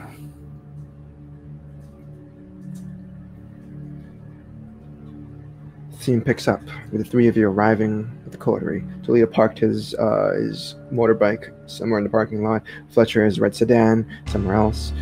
But as you all arrive at the Haven, this weight on your shoulders, I imagine it's still there somehow. This heavy feeling.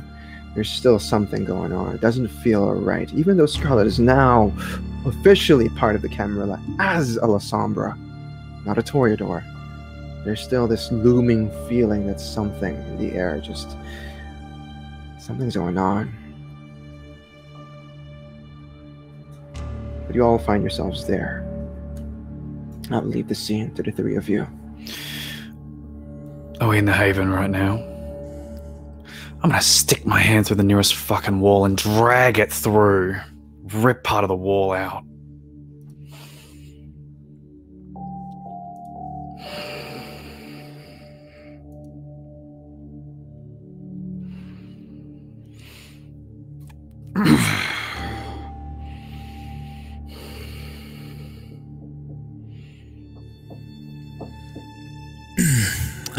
I concur. You concur, Delano. Hmm?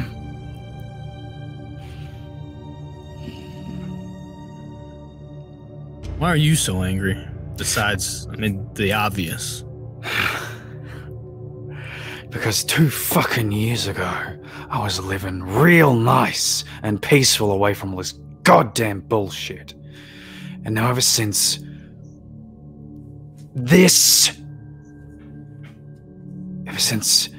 we've been put together, it's been nothing but fucking trouble.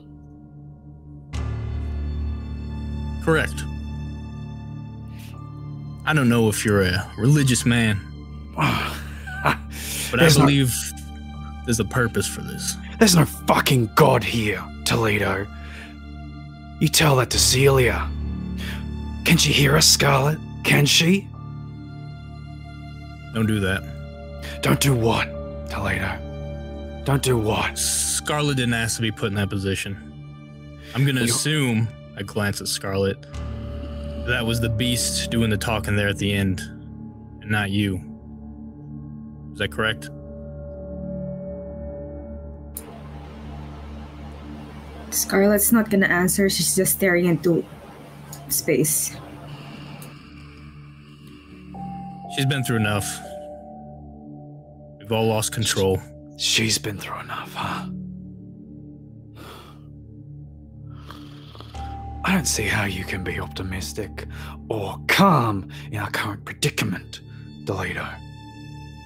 Because as far as I'm fucking concerned, everything's fucked. Everything. Right now. What do you want to do about it? I want to break some shit.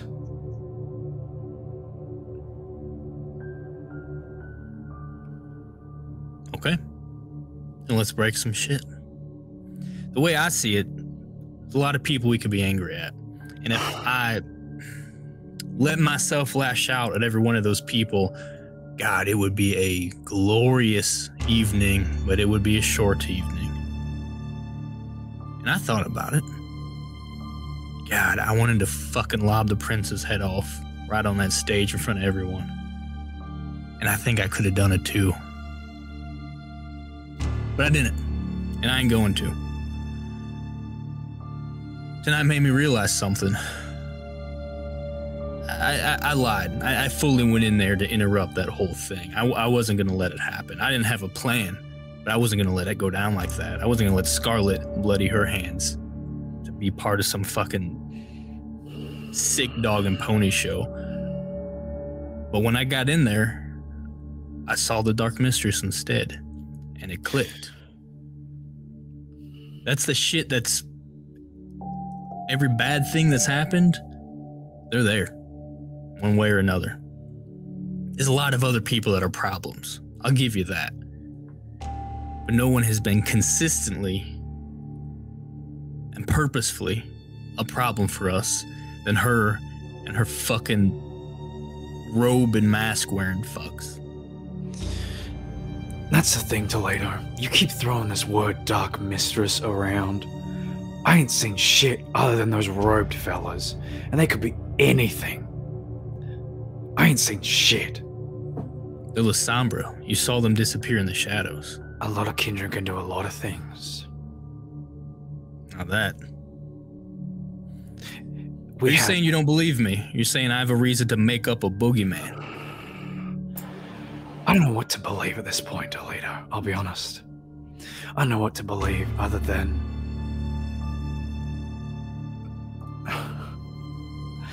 in myself and my convictions. I'll admit something to you, Fletcher. Yes, I made up the Dark Mistress, but just the name because it sounds badass. The thing itself is very real, and it's a very real problem. And I would love the opportunity to prove it to you. She was there at our fight with Malenkov. She was here in our haven. Right. She's the damn devil, and that's who we're fighting over for Scarlett's soul right now. Uh-huh. Okay, so this Dark Mistress behind everything, behind all the evils of the world. What are we gonna fucking do about it? Because let's entertain this goddamn idea then, shall we? Let's say that there's this evil, powerful Lasombra behind everything. She can get into our haven. She can get into Elysium. She can do whatever the fuck she wants. What the fuck are we gonna do? Huh?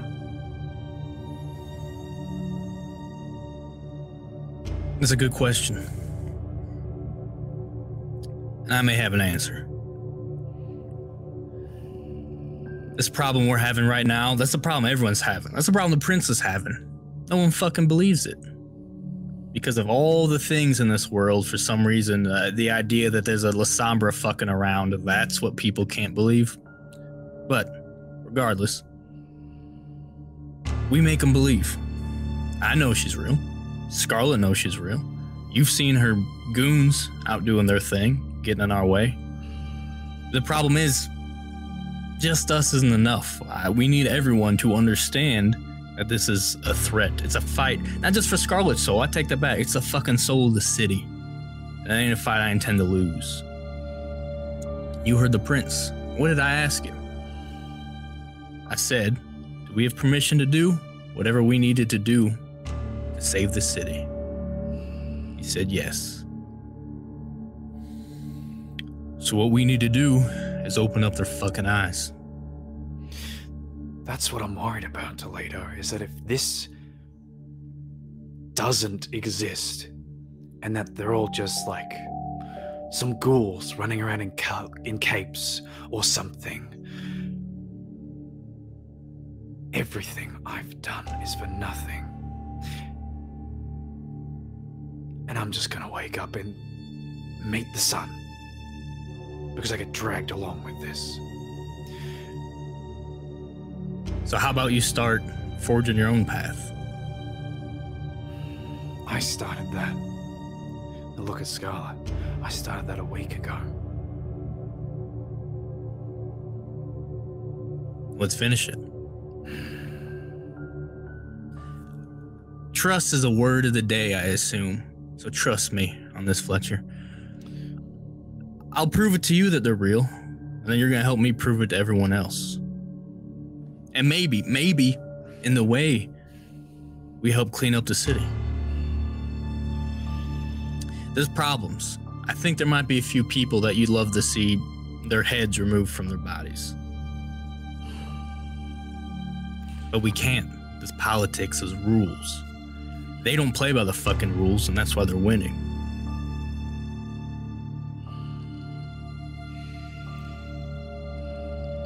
So I think we take a little bit of column A, a little bit of column B,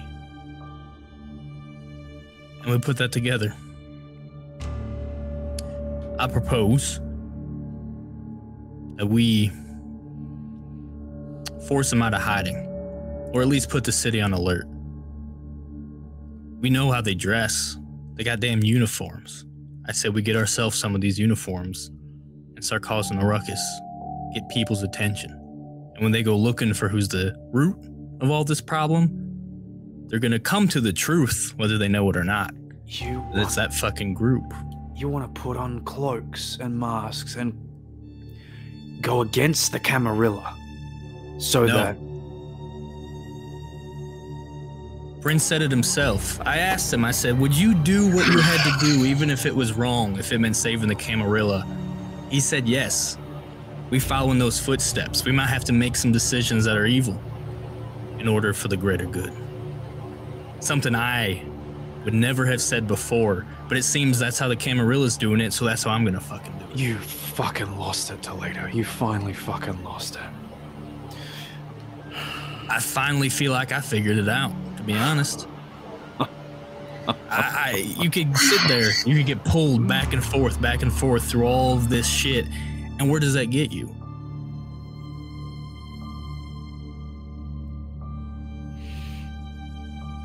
You know where it gets me, Toledo? It gets me alive. For what? You call this living? Sulking around, pissed off all the time? Getting put in your place publicly in front of everyone? Being Damien's bitch? That ain't living.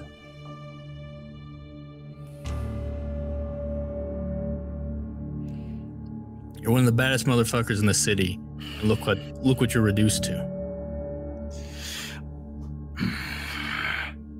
I ain't reduced, Toledo. I'm in the Camarilla. I'm obeying their rules because the alternative is the fucking Sabbat. Nah. That's Camarilla talk. How easy is it to be like, it's us or you're the Sabbat? If presented with those two binary options, it's pretty easy to stay Camarilla, isn't it? They don't talk about all the in-between. I'm Camarilla too. I'm not proposing treason. I'm just proposing, honestly, the prince inspired me. Whatever it takes. What Toledo is trying to say is that he's not going against the Camarilla. He just wants to cause a ruckus in the city itself. I just wanted a ruckus. That's easy. I want results. That's hard. Real hard.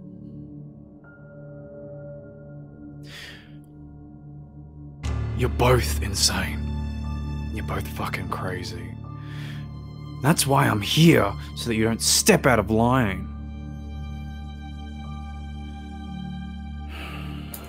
I don't understand why you don't believe us when the prince himself gave us that mission.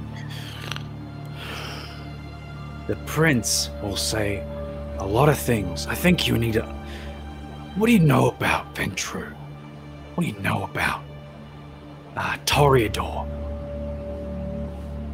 The Camarilla? A lot of words get thrown around.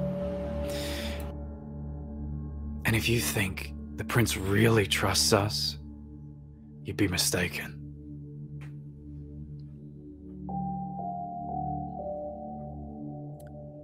He's a very smart man. No, I meant what I said back there. I legit, I kind of like him.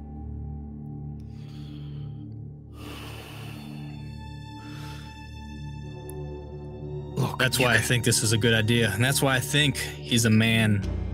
He's a big picture kind of guy. If we get caught doing this, we're fucked. But if we just show him the results, if we fix a problem for him, I think there might be a little leniency. You'll have to forgive me if I think chasing secret societies within secret societies is a bit far down my list. But if you can show me some fucking results.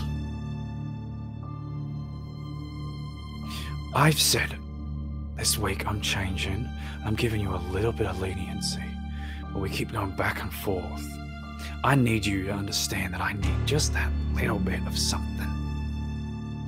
People running around in cloaks and masks isn't something I'm unfamiliar with, you must understand. I need something. And I'm willing to assist as long as we do not break any of the rules of the Camarilla.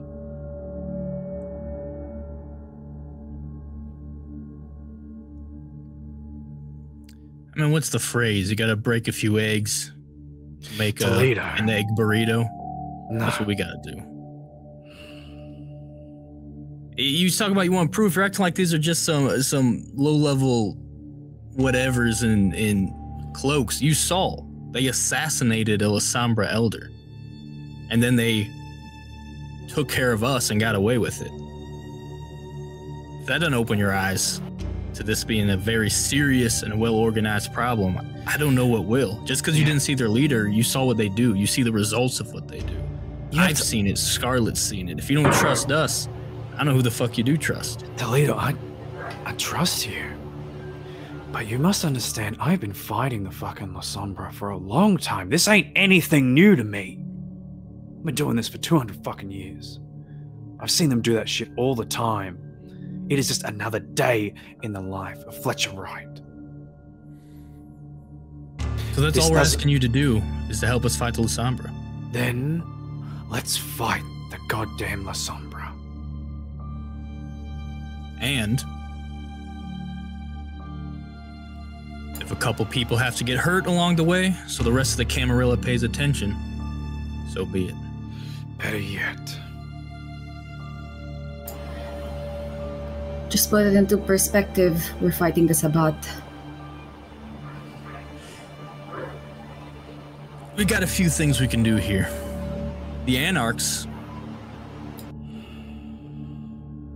if we want them to be against Lasombra too, some of their people might need to take a fall. They might need to get run into some of these robed individuals. God forbid, maybe even some of the Camarilla. And I've even got ideas. I want to know who the fuck brought those two in. Scarlett, who drugged you in there?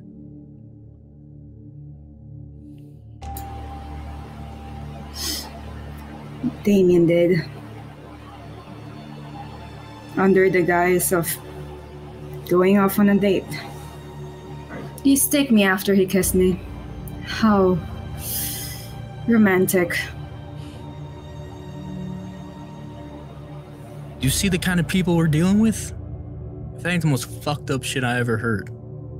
God, I was rooting for you two, too.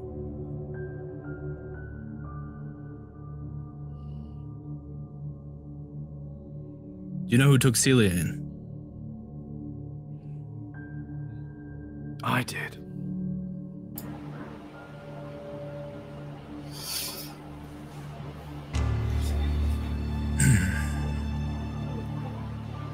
And you asked for trust. Yeah. Now, Scarlett, I'm sure we misheard him. Fletcher, you mean to tell me you knew about this beforehand? Didn't inform either of us, broke into my haven, and stole my childer to be executed? No.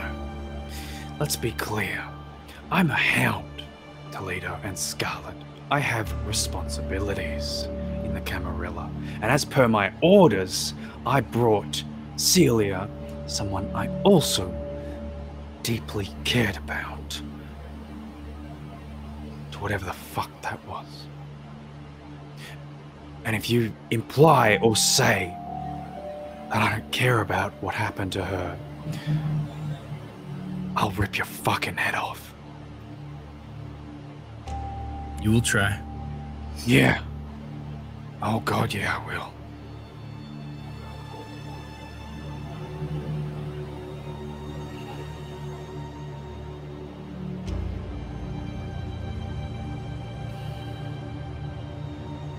What did you tell Celia to make her go with you?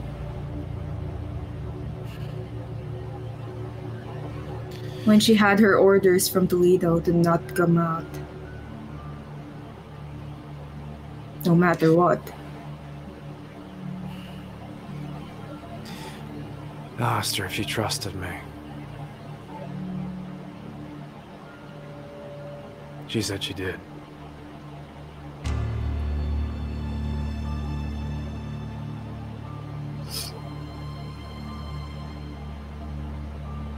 But she wouldn't come willingly.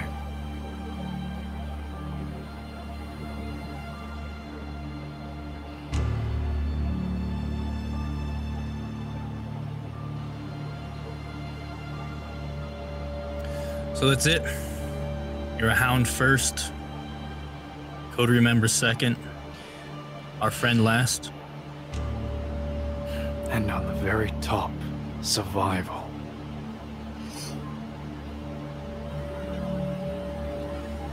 If you really cared about your survival, you wouldn't be doing things that piss me off this much. And you would be very careful watching what you say to a hound of the prince. Scarlett, what's in awareness?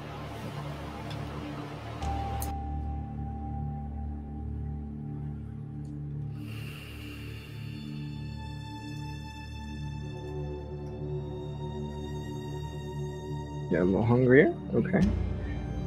Banging bonus dice into the next row. 4 successes. You hear giggling off to the side. It's only you that hears it. Because you know it's coming from the side, but it's only In your head, you hear the giggle of a familiar voice. Celia's, as she says, "Look at these two idiots fighting over me." That's cute.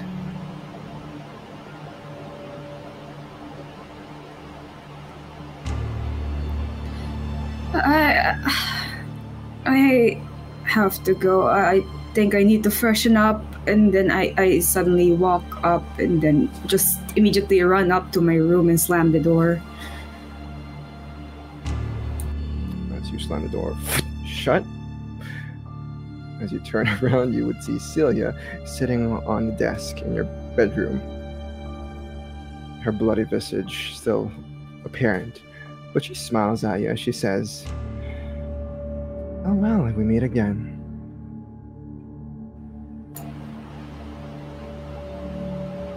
I assume this is the side effect of whatever I've done. Diablerie? Taking my soul? Yes, of course. What did you not read up on that? I mean, we studied about it in school. Do I need to remind you the verses we studied? Feels like I'm not really good at studying. Well, when you consume another kindred's soul, their soul will still exist, except they will be forever intertwined with yours. And she brushes her bloodied hair off to the side as she plays with it a little bit. You can tell that her demeanor, who she was before, that shy, careful girl, is completely different now. Without a role, she too was just like you, pretending. I fucking knew it. Oh, aren't you gonna go stop them? They might kill each other. My dear Professor Toledo. Oh, if only I was around to hear those words, I might have teared up. As if you have any emotions left. Fucking snake. She giggles to herself. Oh, such is the life of being in the mafia.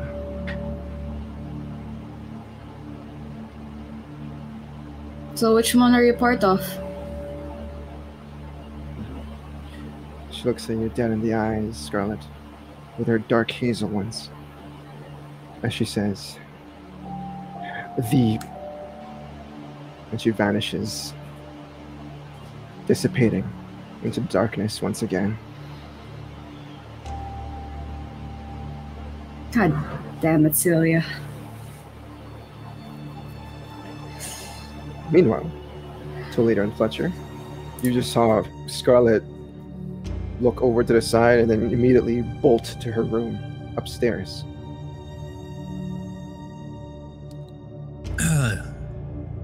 Toledo is going to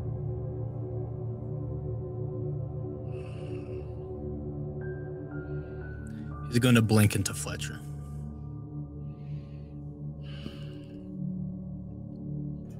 Let's see that rouse check.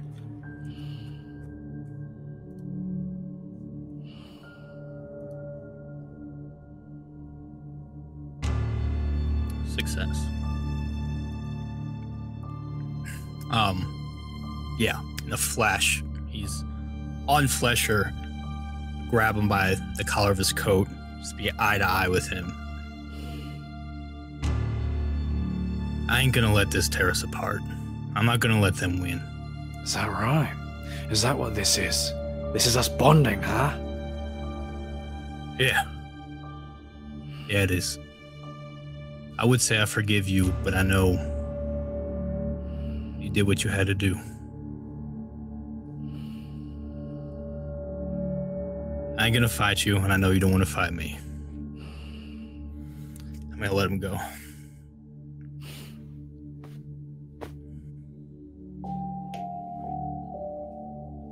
Plus, I don't want to fight in front of the kid. Shut your goddamn mouth, Toledo, for once in your life. I'm gonna go rip something apart. And then Then we're gonna have a talk about the elephant in the room. I'll save that for tomorrow. I need some time to cool off.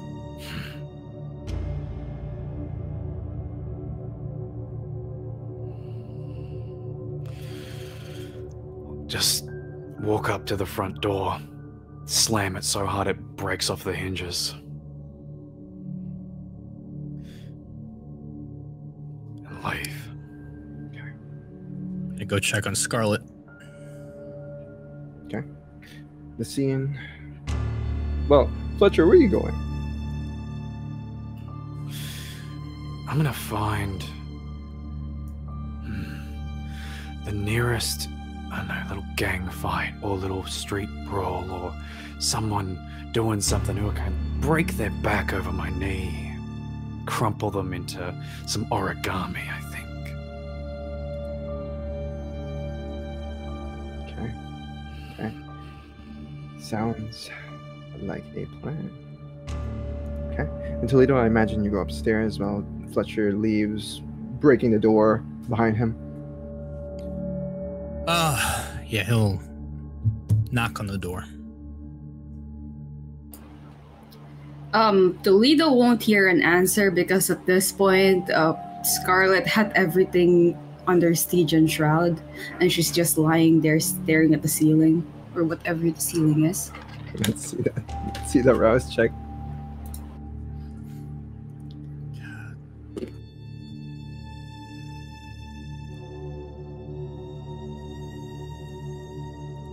How hungry are you at, Scarlett? You're too hungry? Yeah. Toledo, as you knock on the door, you don't get an answer. If you look towards the cracks in the door, you can see that there is nothing but darkness in there. There's no light whatsoever. Last time I saw this, the Dark Mistress was involved, so I'm going to fling the door open, close my eyes, and open them with Oblivion Sight. Run in. Sword in hand? Probably don't have time for that. I got the kunai out. Okay. You're already spinning it around in your hand. Mm-hmm. Okay, yeah. You would see Scarlett just laying there, just chilling on the bed, looking at the ceiling. So God damn, I knew having a vampire daughter would be dramatic, but this is ridiculous. What is happening in here?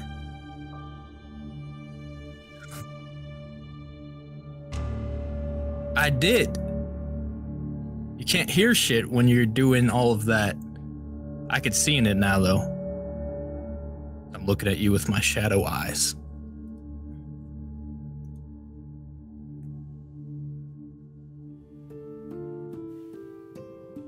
I'll sort of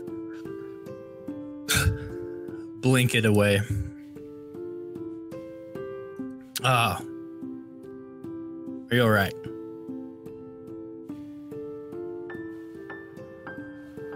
Yeah, that's a dumb question, isn't it? I guess I came here to let you know that you will be all right.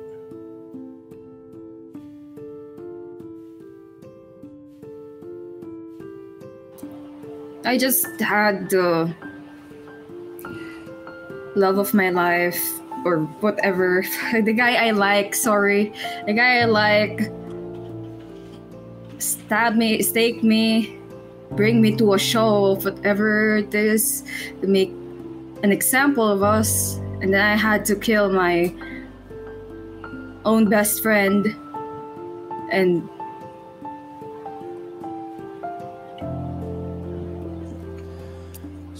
Toledo's gonna just kind of sit at the edge of the bed. Oh, I guess it's time to have that talk.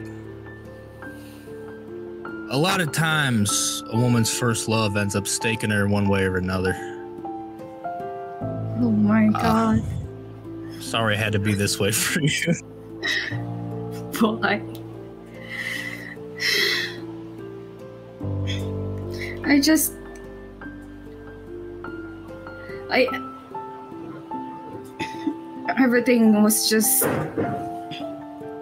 Everything went by so fast.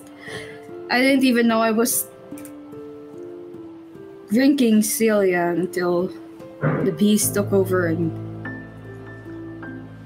No, that I understand more than you know. You know about clan curses, banes, whatever they call them, like where technology doesn't work around you. In my clan, kindred blood,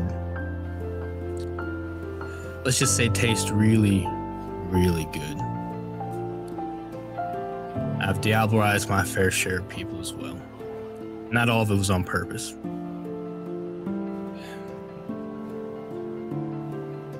It's the worst thing you can do to someone. But I'm not trying to make you feel any worse than you already are. But you need to come to terms with it. Do you see them?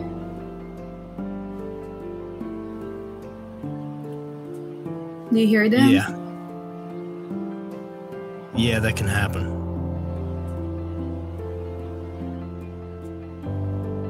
Do you hear Celia?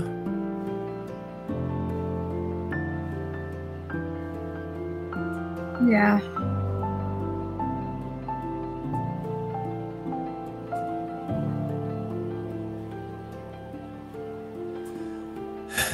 Yeah, I've never had to do it to someone I cared about.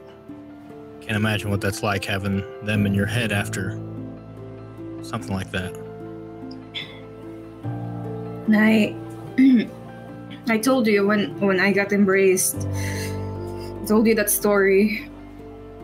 Mm-hmm. Where the Lasombras were just watching while me and my best friend, childhood friend, tried to kill each other, and I won.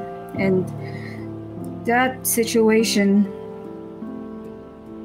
earlier felt like I was back there. It looked like it from where I was sitting too. Very Sabbat-like.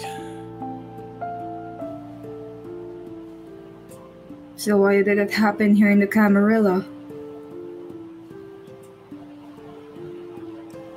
Already wise beyond your years, Scarlett. That's the kind of questions we need to be asking. Most importantly, we need to be asking, what are we going to do about it? Fletcher will come around. He's duty bound, but he's a man of principles too. And I don't think his principles are going to line up with the Camarilla principles. At least not at the moment.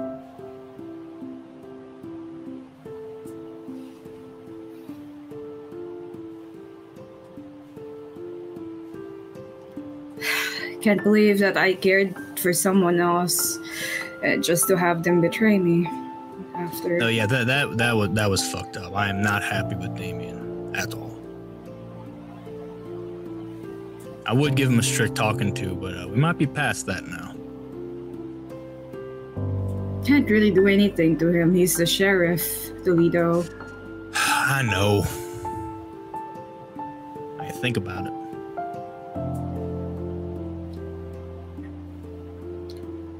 Yeah, I know. I'm not trying to do full treason here. Just trying to make people open their eyes, you know? For too long, I mean, no matter what side you're on, as weird as it sounds, a Sabbat were the most spiritual of the sects. They believed in something. And on that alone, that's how they got as far as they did. It wasn't politics. It wasn't all this other shit people get caught up in. It shows the potential of what happens when a bunch of kindred look inward instead of over their shoulder all the time. Of course, their faith was misplaced, but I think the Camarilla can be better than what it is. It just needs a little bit of guidance. And I think that's why I'm here. And I think that's why I've been led to you, and why I've been led to Fletcher. Save this city from itself.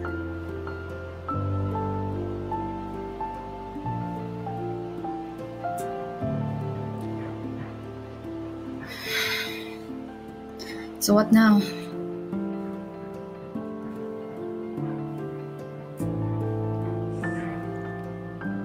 I don't want to make any moves so Fletcher is with us.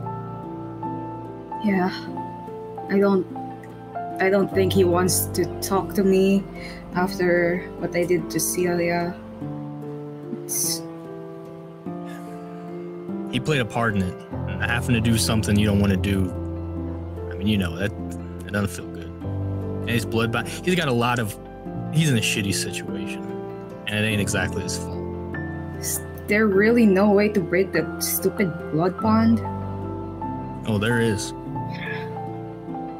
Rip that fucking sheriff's head off. That's treason. Okay, you don't need to keep reminding me. I know what treason is. Yeah, he's got 2 strikes against him right now. Unless... No, can't happen. Unless... Scarlett, you're not good at being coy. What do you come out with it? I walk towards the closet, grab the cloak that we got from the people, and just raise it up to Toledo. So it cut off me. What did you grab? The red cloak we got from the church people, you know. But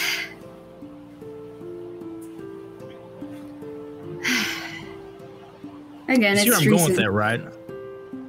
I mean, I see it as vigilantism, not treason.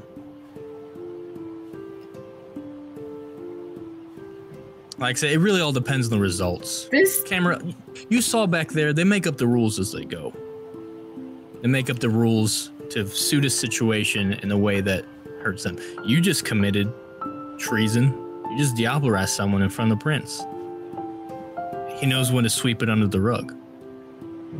Like I said, he's a smart man. I want to try this shit in just any city. But I think he's smart enough to know a good thing when it presents itself. You know what else is treason? Letting the Sabbat into the camera, or letting the Lasombra and the Camarilla. Again, rules are out the fucking window, Scarlett. You know, the only thing that's ever mattered isn't what's written down. It's what ends up happening.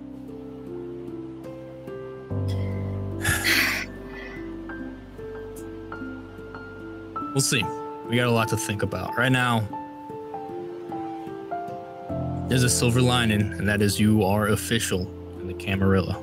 And yet I'm talking to you about treason day 1, but here you are.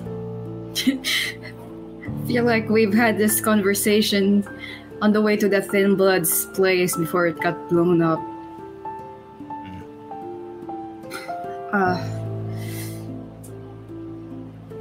I wanna explore more of my disciplines.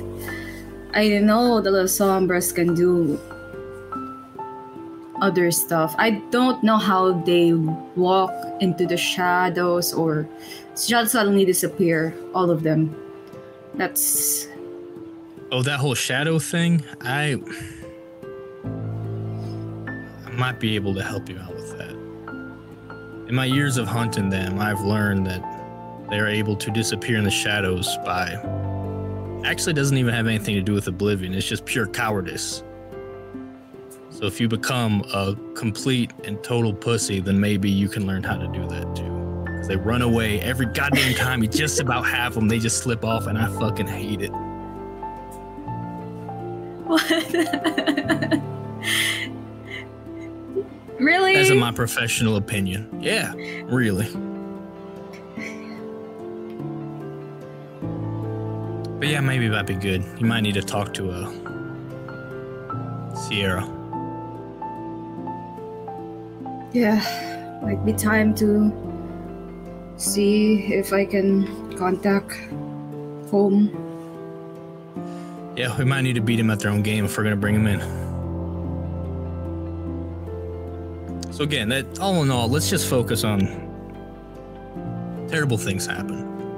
You need to be right with it. But what always helps me be right with what I've done is thinking about what I'm gonna do about it. Toledo.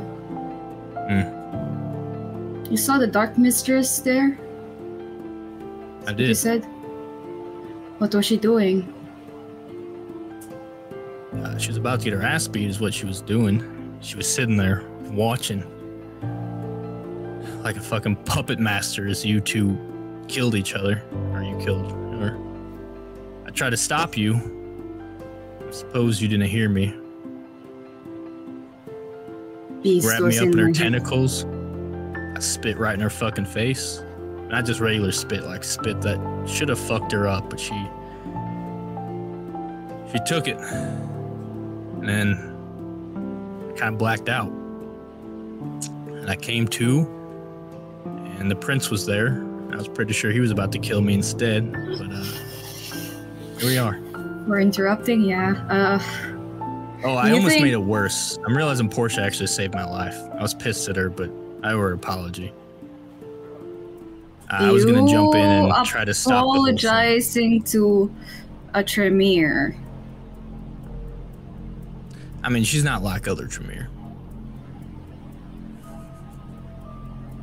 2 years, Toledo. 2 years. Every time I bring up Portia's name, you all spit insults, all this mean stuff about her. Now suddenly you turn around and say she's not like other Tremeres. Well, it's true. I didn't know. I misjudged her. Now I know. You misjudged her how? What made you change your mind? I got to know her. The real her. I don't know, there's just something about her. I mean, obviously she's 10 out of 10 smoke show, but it's more than that. Like, I've seen, like, the real her, and she's actually, really smart, has really good ideas, and she you cares saying about me. Those about Tremere? That's... Scarlett, I said not like other Tremere. The Tremere, yeah, as a whole, can fuck off and die. Just not her. Scarlett, you're clearly too young and immature to understand this. You need to think about what I said earlier about my talk to you. I'm the parent here. So think about that. Think about what you did. And we're going to meet up tomorrow and talk, all right? Okay. All right. I'll, pat her on the shoulder. All right, I got to go. Bye. I'm going to leave. As Toledo makes his exit, the camera fades away and opens back up with Fletcher as I imagine you went out of your way to find some street violins on the south side or somewhere to Bloody my hands. Yeah. Depending on what's happening. Okay. Going to the south side of Chicago, trouble is not hard to find. There's street violence everywhere. It's rampant. There's crime rates just way out the wazoo. And it's just, if you go to the south side all willy-nilly, you will get jumped. And it's exactly what you're waiting for, right? Perfect. The very, very, very, very end by the back of the yards. You've been here before. You've been here many times. You've lived in Chicago. You know exactly where to find. And eventually you get to a more disturbing location. The ghetto areas of the south side. Houses are running down, desolate, complete, utter and mess everywhere. You find yourself in the middle of a gang war. Go ahead and roll your intelligence and streetwise, just to see if you know who's here.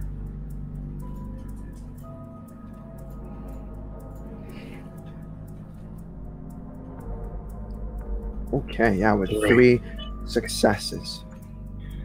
As you get to this location in the south side, you would know that this is the Gangster Disciple territory.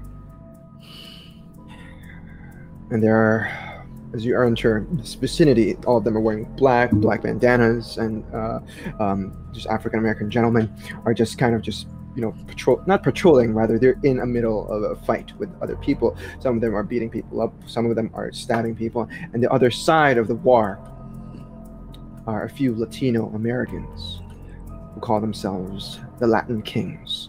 They're the ones you encountered before when Scarlett had her little test, and they seem to be just throwing profanities at each other, at the gangster disciples, and it's a all-on mess. The blood is in the air. Some of them are shooting. You hear gunshots off to the side, and it's just echoing off. Every civilian here has probably ran off for their lives at this point, but you drove right in here, and you just want to mess shit up. So let's do a one-off roll here, as I imagine you're just going to try to participate and not care.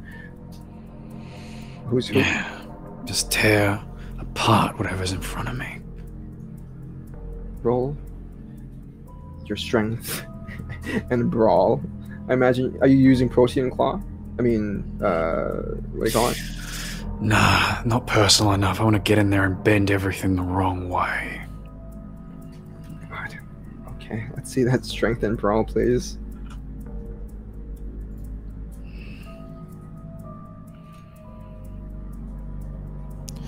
Just 4, but I think I'll push it up a little bit, I reckon. Let's see that willpower roll. 5. 5 successes. You're gonna do some damage here. As mentioned, this is a one-off roll. Let's see what they got. 2 successes for one person and 2 successes for the other person. Let's say you get into the middle of it all. Everyone's a little distracted right now, trying to not to die and kill other people, but you just jump into the fray and start tearing people apart. You throw one fist here, one fist there. Your training from your previous life kicks in, previous and current life, and you just start stomping people with your boots. You kick them to the curb. You smash their heads in from side to side with the cars, but they try to retaliate and try to shoot and stab you with a knife. I imagine that you're too busy. You don't care at this point. You're Fletcher, right? You don't care if you take just a few scratches here and there. So with 2 successes on a gunshot, that will be bumped up to 4. That's 2. If you activate, did you activate toughness or anything? Yeah. Trying to take as little damage as possible. Already still kind of messed up. You're going to take 1 damage from each of them. So you take a total of 2 superficial damage from this fight. And what do we see, Fletcher? How do you go about killing these individuals, these gangsters? It would start nice and quiet. First one, get behind him, slit the throat, knock him down. As soon as someone sees him, he goes, well, fuck it. And walks up to the next one, gun aimed at him, bend the gun all the way back up, snap his neck, move on to the next one, pick him up right off the ground and start bending his arms the wrong way, nice and slow. Then drop him and leave him, move on to the next, put him to the curb, stomp his head until there's nothing left. And I want to make sure that I get 2 of them alive. And I want to take them home. Yeah. As the sounds of disgusting noises and bones breaking, like blood regurgitated from the mouth, everything is just fucked for all of these. Whoever side they're on, it doesn't matter at this point. There is a true monster here, and that is you, Fletcher Wright. As you finish off whoever is still alive and stomp their necks in, you find 2 individuals who probably pissed themselves at this point. One of them is a Latin king, and one of them is a gangster disciple. Whoa, man, I don't want to die, please. Please. He's got blood smeared all across his lower face and his nice Hawaiian shirt and his hands. Let's go for a little walk, shall we? Don't move a fucking muscle. His eyes flashing red. Yeah. No roll needed for intimidation roll after you murderized a bunch of the people here. And they quietly follow you to your car. I assume you're going to take them. You stuff them in the trunk, or do you just leave them in the back? Knock them out, stuff them in the trunk. Okay. And are you taking them to your haven? Yeah, I am. Feed the lamb down there. I've got a better idea. gonna keep them knocked out of my room for the night. Tie them up with some zip cords and such, make sure they don't make too much of a ruckus. Yeah. As we bounce the camera to Fletcher's haven, we see him tying these individuals, restraining them completely. And Max carefully wagging his tail off to the side, just watching, just nonchalantly. He's seen this before. Good boy. Doesn't matter. You get a few scratches. Yeah, he gives you a big woof, and he carries on about his business. And you just leave them tied up here, Fletcher? And go to sleep. Okay. Maybe after, relieving some of that stress away, you fall down to your bed and you prepare for day slumber. Okay. Toledo and Scarlett, I imagine you do the same. Okay. And as the night ends for our 3 coterie members, time passes by, and the sun will rise soon again as the darkness dissipates and the city of Chicago comes to life. But as the sun sets once again, as per usual, we won't go straight into what's present yet, as we have another flashback. It's about a week ago. A week into the blood hunt. Perhaps the night where Toledo, Fletcher, and Scarlett discovered the headless carcass of Michael Basaris, the Rabbi Lasombra. This scene does not fall upon a synagogue. It falls upon the office of Prince Jackson. A few careful knocks are heard for a wooden door, Mr. Jackson.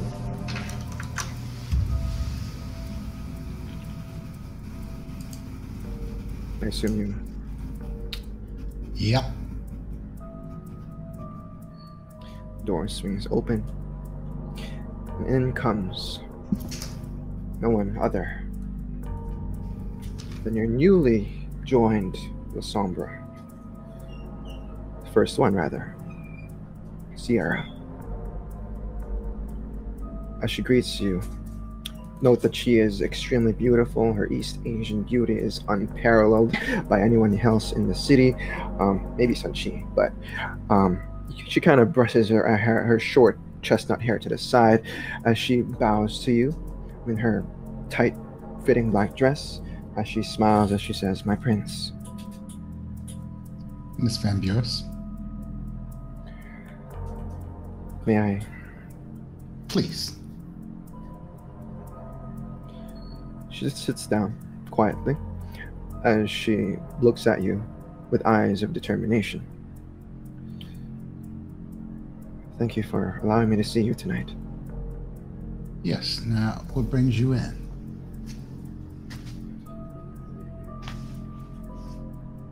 I have heard rumors that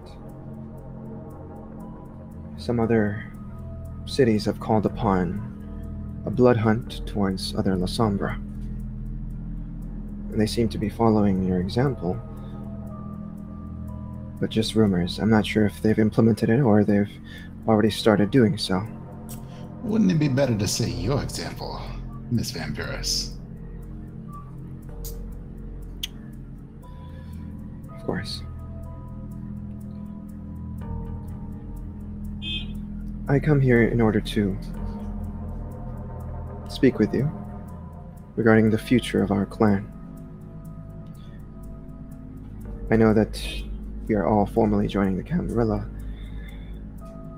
and I was wondering, once everything is said and done and time has passed, if you would allow the Lasombra clan to have their own form of leadership.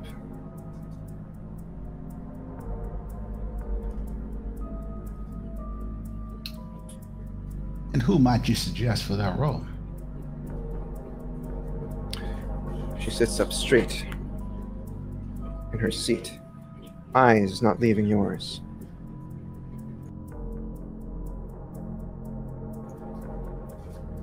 none other than I, the first to join. With all these Lasombra joining, they will need some sort of figure to look up to set the standard for Camarilla Lasombra. You truly believe that you can be that? Without a doubt, my prince.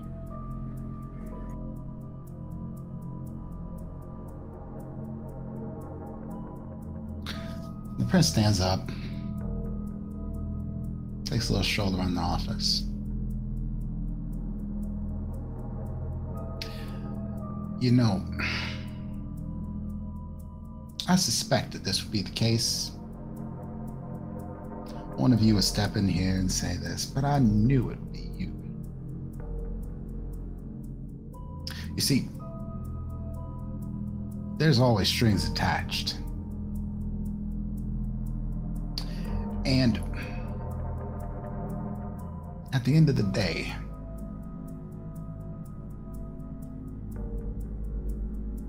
shit rolls downhill. There's always got to be somebody getting shit dropped on top of their heads. So you want to be the one that's leading the dropping your inky, oily shit on top of your brothers and sisters.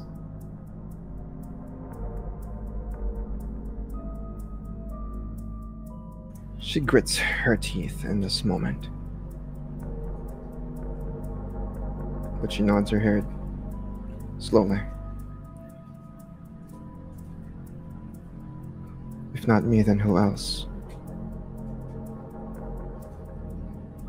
That's a damn good question, isn't it? Would you rather have one of those Malenkovs right now? Why should I have a primogen of the Lasombra? What purpose would that serve? For one of you? You're a primogen of none. Who you representing?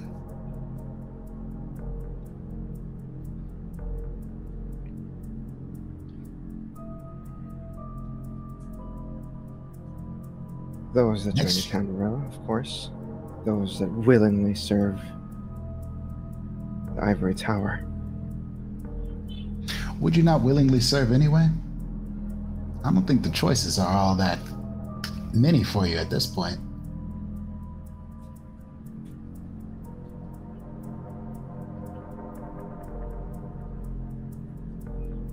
I will not stand to see my brethren, the rest, whoever survives this blood hunt, to be leaderless, to be like headless chicken running around, to cause masquerade breaches. They will need to be re-educated. They need to learn the ways of the Camarilla, and I'm very willing to be that role model.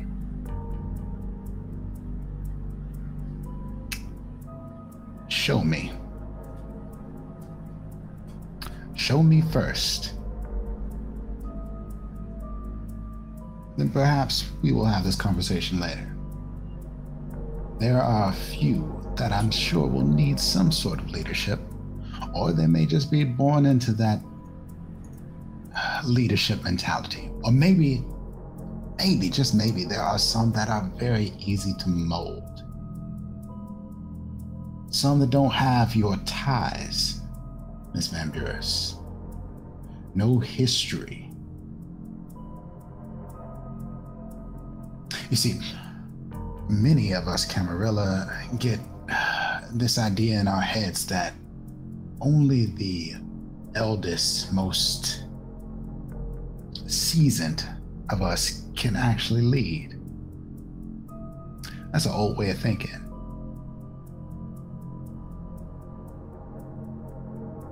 In order to change and adapt to today's climate, we have to be flexible, willing to do what needs to be done. So, what you need to do is to show me that is a role that you can take, that you can handle. can you lead these children? If I see it,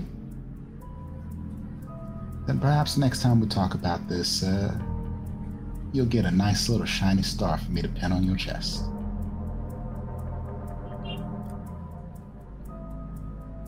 Tomorrow evening, I'll return here. Sister in hand.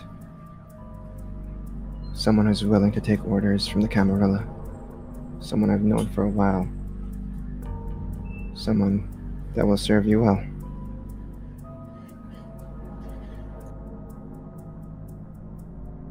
Excellent.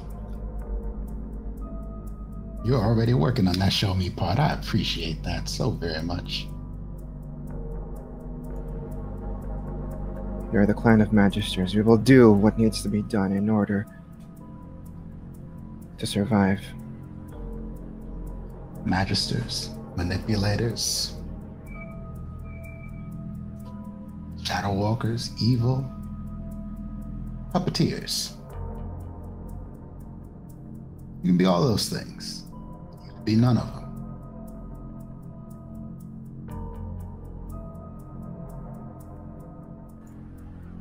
We have time to figure it out.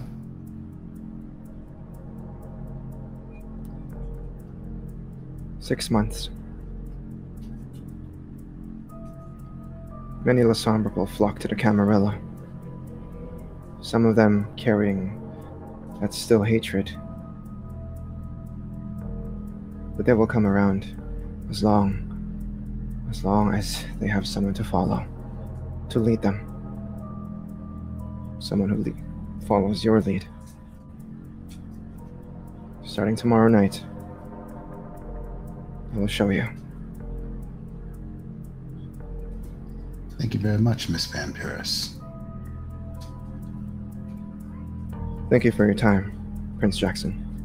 Of course. Sierra stands up, she bows to you, she spins on her heels, and leaves. Now, for us, the audience, and Jackson, she's very ambitious. To say that in 6 months, the Lasombra will fully integrate themselves into the Camarilla. How does Jackson feel about this? He doesn't believe it. Jackson is...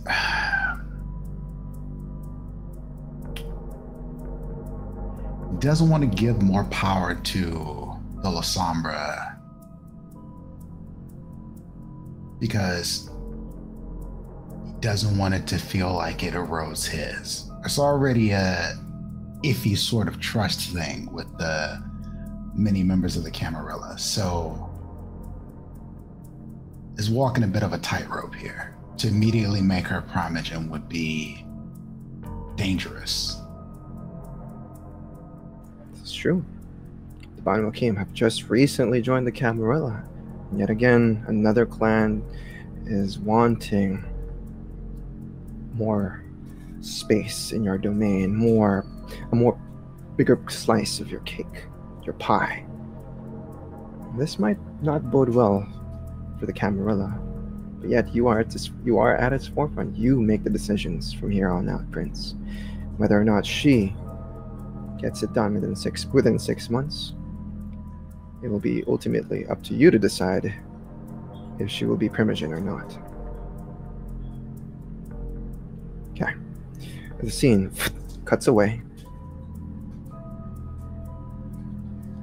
We, the audience, see our coterie members, well, actually Scarlett and Toledo, in their havens, in their shared haven, snap their eyes open at the start of the new night. So go ahead and roll your rouse checks, please.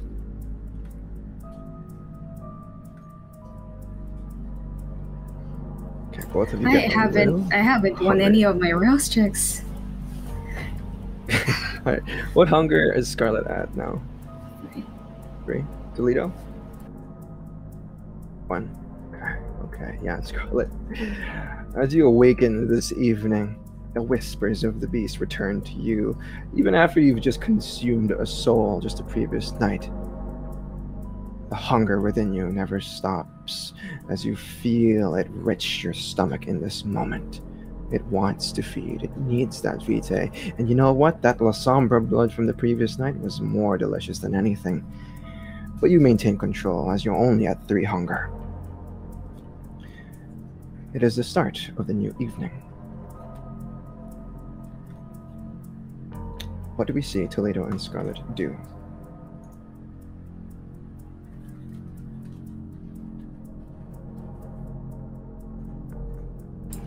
Yeah, Scarlett's probably taking a shower again, then getting ready for the night, just barely messing her hair around because, you know, can't even look in the mirror. Then get out of her room, go downstairs and hesitate a bit because she's not sure if Fletcher is around or not.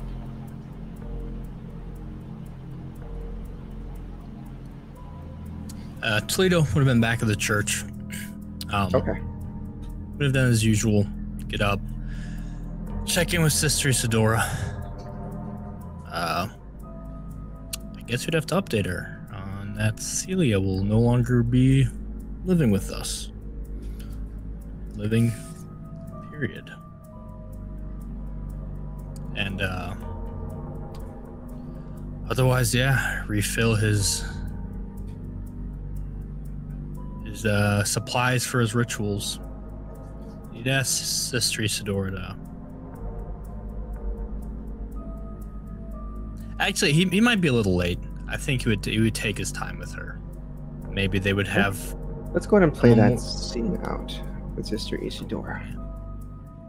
As I feel like this is needed for Toledo and Sister Isadora's future in the church as Celia is no longer with you. She looks to you as she usually does, and she has this worried expression on her face as she says, "You look troubled, Father Toledo."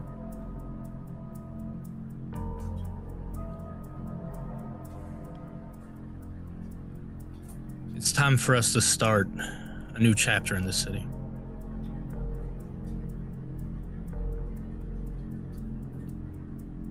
I'm sure you've noticed Celia's not here. Yes, I returned late yesterday and did not find her here. I'm sure that was by design. Fletcher came in, kidnapped her. She was forced to fight Scarlett to the death for the Camarilla. She lost.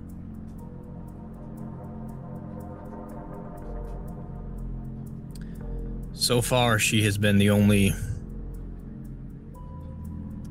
soul I feel like I've come the closest to saving while here. And now that fire's been snuffed out.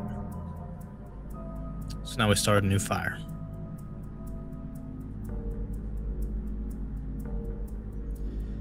I don't know how things are gonna go in the coming nights. She didn't deserve that. You know my thoughts on what I am and what we do.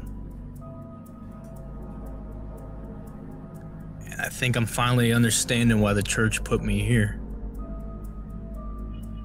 We have the potential to really do something great. But it ain't gonna be easy. Which is why it's gotta be me. I think we could save the souls of the city. I truly do. I see a lot of potential. And I think they're not quite there, but they'll be ready for the word sooner than later. But things gotta get bad before they get better. We know that. I thought we already reached the worst of it, and I'm realizing it was just a preamble. Celia's death will not be in vain. But now, without a sheep to shepherd, it's going to leave us more time to do what we've been doing for a long time. We need to prepare for war. a war for the soul of the city.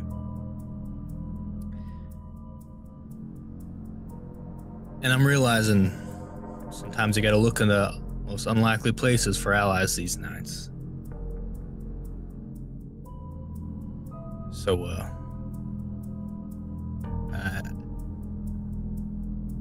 start getting together some of the contacts. Which ones? The society. I have some plans for him.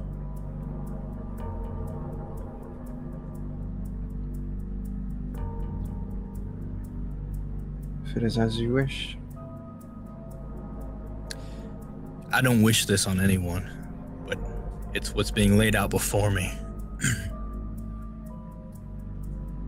This city, I've been very impressed, actually. Did a hell of a good job keeping the Inquisition out. But, might be time to open the back door. I got work to do. You know what to do. She nods her head. As her serious demeanor returns, as she too feels the weight of the loss of your protégé, Celia. As she disappears from the scene, Toledo, you are left there in the church. To your thoughts, do you... Oh, no, I'm going to the coterie haven. Oh, you're going to the coterie. Okay. All right. As the scene cuts away from Toledo in this church, with that determined look in his eyes, the scene bounces back to Fletcher as you awaken. We're winding time just a little bit. You awaken for the evening with those two dudes still kind of, restrained, trying to get away from this place, but they can't. Stuff their socks with stuff their mouths with socks. If I can speak. I'm gonna drag them out into the living room.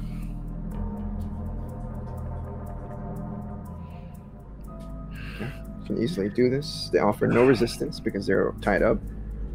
And I'll You just hear the wait. muffled. And I'll just wait for Scarlett and Toledo. Are you in the coterie haven or you're I'm in the shared haven. shared? Oh shit. Okay.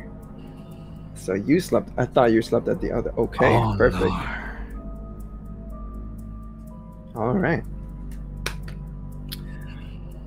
Scarlett, as you finish showering and getting ready for the evening, you hear a sort of rumbling noise downstairs, some muffled, restrained gasps or deep breaths or something, but you can definitely hear Fletcher snarling down there. As you open the door, you can see from the second floor of the loft, two restrained individuals, bloodied up. They seem to be in complete horror of what's going on. One of them is African American, one of them is Latino. And they're just back to back in this moment, trying to just get away. He's still in his Hawaiian shirt, blood from the waist down, hands still bloody, and he's just gonna topple them over so that they're on the ground, lying down. And then a loud thud is heard as they just both fall on the ground. They start shaking there, trying to get away, but it's not possible at all. Toledo bursts. Well, he doesn't burst in, but he just opens the door, I imagine. And you enter the scene. Sarge. What is going on? Now we've got a little baby Lasombra too. We feeling hungry today? Tonight? Huh?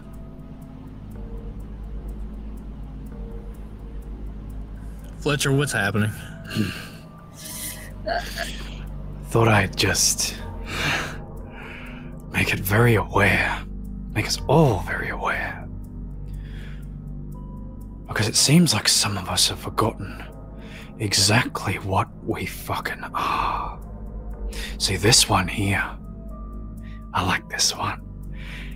Has a wife and a daughter. They're struggling to get by, but they're making ends meet, stealing.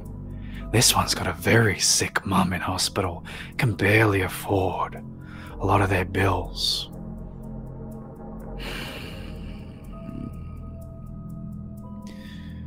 Are you feeling hungry, Scarlett?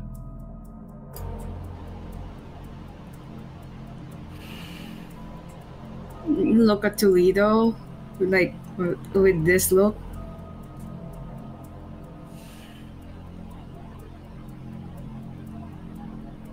Are you feeling hungry, Sarge?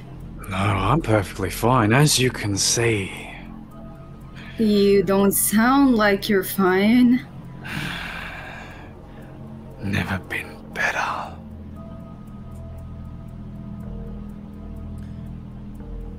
What about you, Sarge, in general? You feeling hungry? No?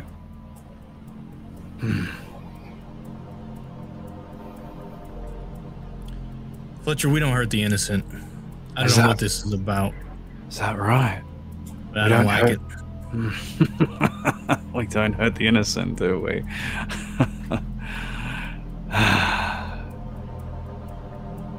You don't know what you are, Toledo. You're denying it.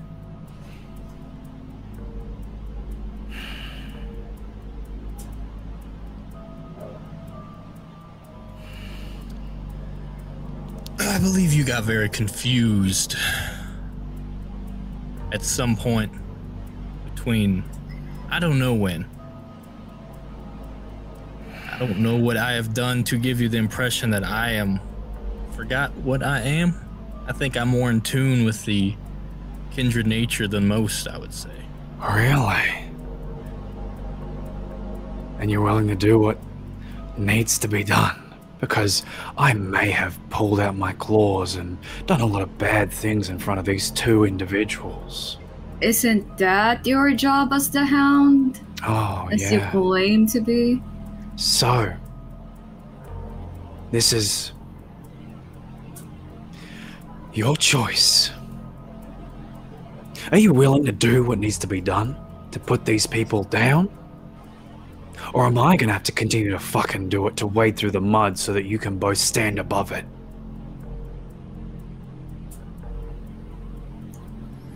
I'm not sure what lesson you're trying to teach here. Is this supposed to justify you trying to remind us that sometimes we just have to do what we have to do? Nah, trying to make yourself feel better about what you did? I'm trying to remind you that you're a fucking monster. They're all fucking monsters. We're animals. No, I disagree with that on many levels. I knew you would. I'm gonna snap one of their necks and kill them. You hear a disgusting crack as this person's head does a full 180, and he falls to the ground lifeless. And I'll pick up the other one. What about you, Scarlett? Am I gonna continue wading through mud and blood? Are you? You barely do that anyway, Fletcher. You talk about trust, but now you are...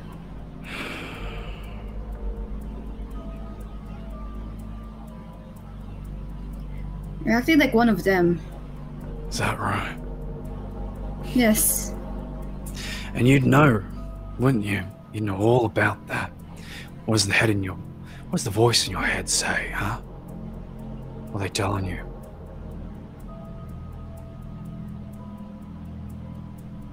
That you're acting like a monster right now. And don't And you you're fucking... no better than any of those bad monsters that I've run away from. Kidnapping Kyan, killing them to make a point. After all those talks about how I shouldn't do that, how I shouldn't...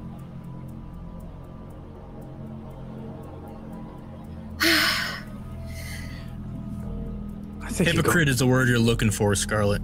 I think you got me and the general confused because the general's been saying a lot of things, and I ain't been saying a lot.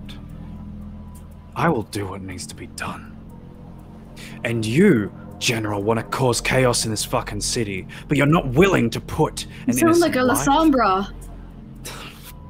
I will do what must be done, what has to be done. You sound like my sire. It's called being a fucking kindred, love. No. No, it doesn't.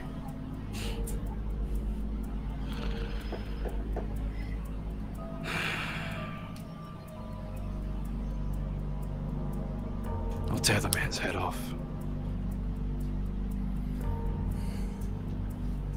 As Fletcher just rips this head off, you see blood splatter all across the room, the carpet, the walls, even yourselves, and it's gruesome.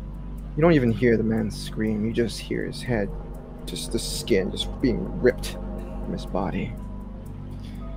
Scarlett, off to the side once again, you hear clapping.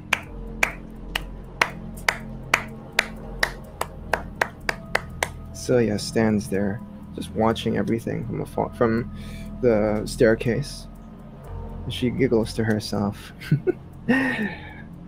He's right, you know. We are kindred, and we will do whatever it takes to survive. We're cockroaches in our very nature. We are resilient. We'll eat whatever it is that's there for us, as long as we survive.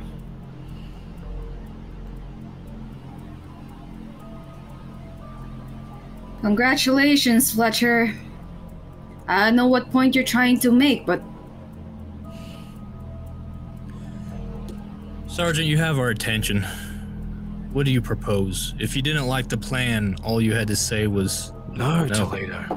I listen to other people. If you don't want to do it, I'm not going to make you do it. I ain't like them. I'm not going to force you to do something you don't want to do. That ain't it, General. I'm proving a point that I'm willing to do what needs to be done. And I thought that you both would too. So, if it comes down to it, I'll wade through the mud and the blood and do what I need to do. And why didn't this happens? Why didn't you just say so? Fletcher, we've had the Fletcher's talk. a man of action. He's not a man of words. Yeah, that this makes is him sense. telling us. Took you a long time to So figure it's that out. very confusing. I get it. I'll do this. Yeah? For this plan, whatever this is, I will wade through whatever I have to. And it seems very clear that you're both willing to let me sacrifice myself for this. And not put yourself on the line.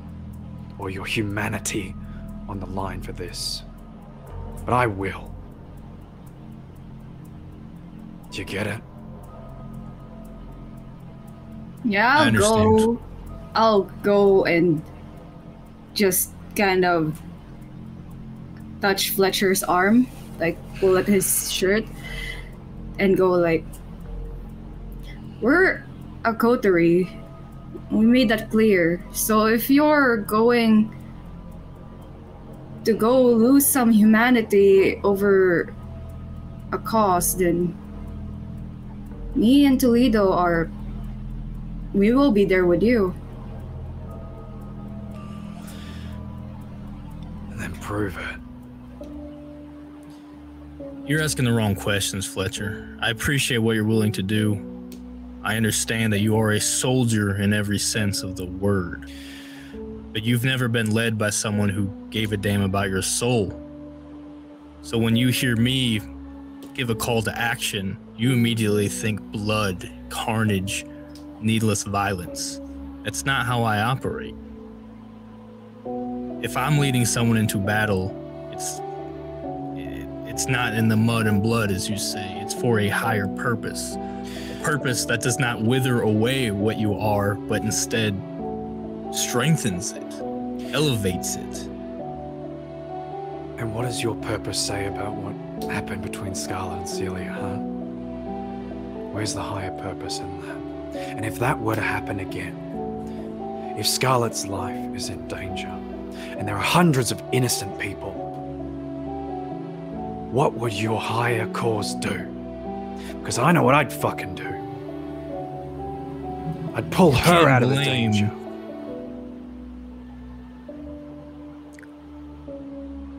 You can't blame me or my God for what happened there. I can blame your God. No. You could blame the tower, you could blame the prince, you could blame the Lasombra even for starting this whole mess.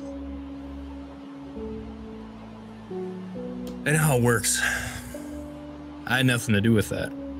My calling had nothing to do with that. What I'm trying to say, General, is it will. And when that time comes, are you willing to do what needs to be done?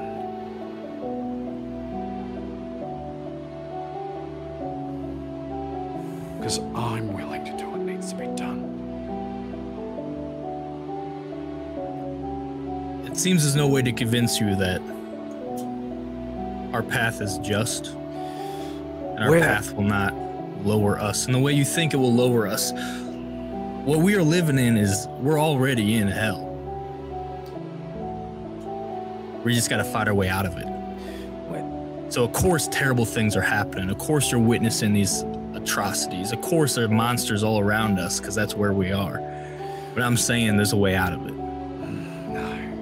General. And it's different. You're used to wars, you're used to vampire politics, you're used to this and that. Of course you think it all just means one long downward spiral. And I used to be right there with you, so I learned how to look up. So I'm not willing to lose my humanity, but we don't need to. You just haven't seen that yet. I'm just saying, pay attention, keep an open mind, and I think you'll be surprised. With all due but you have my word that if it comes to me needing to do what you just did to protect you or to protect her, if what you need to hear is that I will do it, then yes, I will do it. You can't have both, General. You can't cling to your humanity and do what needs to be done. It doesn't work that way, and I think you know that too. My point is that we aren't surrounded by monsters. We are monsters, General. And you have to come to terms with that. Fletcher, so do you, Scarlett. There are monsters and monsters. Doesn't matter if it's kind or kindred, there's always monsters in society. But what I know is I know me and Toledo will try our best to not allow you to turn out like what kind of monster Malenkov was. Then would you be willing to put me down like he was? If it comes down to it, and I will sail.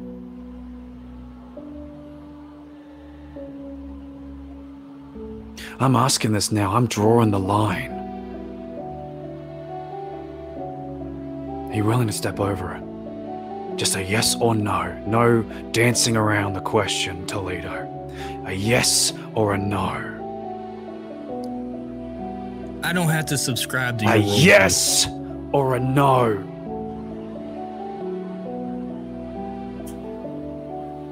Am I willing to put you down? Is that the question? Are you willing to step over the line?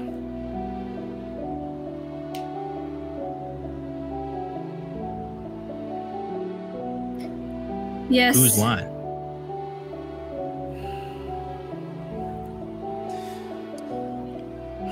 They really got to you. You're back into this binary thinking. Yes or no. This line or that. Toledo. We could wax poetic all day. You're a man of action. Just let me show you. We don't need to discuss it. I need to know, Toledo, that when I'm in the thick of it, that you're willing to step that line for me, for Scarlett, for what you believe in. Not even what you believe in. You're willing to step that line over what you believe in. And pull the pin.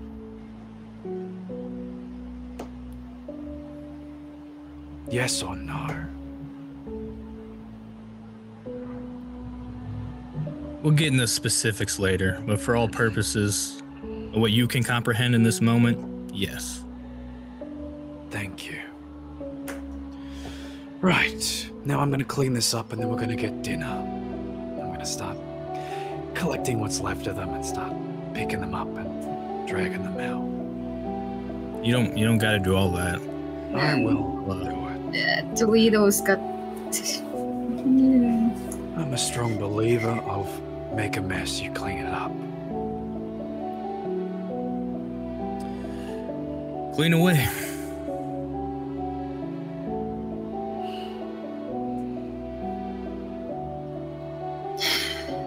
So it. What the fuck was that, Toledo? He's a soldier. He sees things in black and white.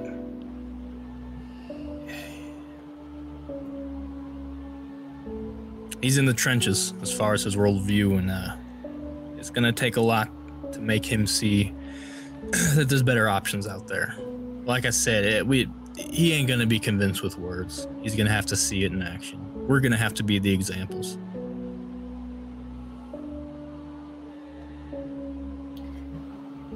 When somebody's backed into a corner, usually they look up into a higher power. Last Hail Mary before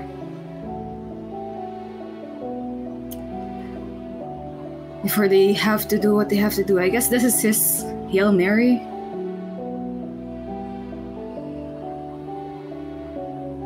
I mean, Mary's not exactly part of this particular thing, but sure, in a way. It's just letting you know that there's, again, I could sit here and preach and go on all night, but yeah. Fletch is a perfect example of why I got to do what we got to do. It's not like that. There's a better option. We're not the monsters that everyone thinks we are. If anything, we're angels. Yeah, you did mention that. You think about it. What we can do, monsters creep around, and their power comes from the unknown, hiding in the shadows. We hide, but we didn't always hide.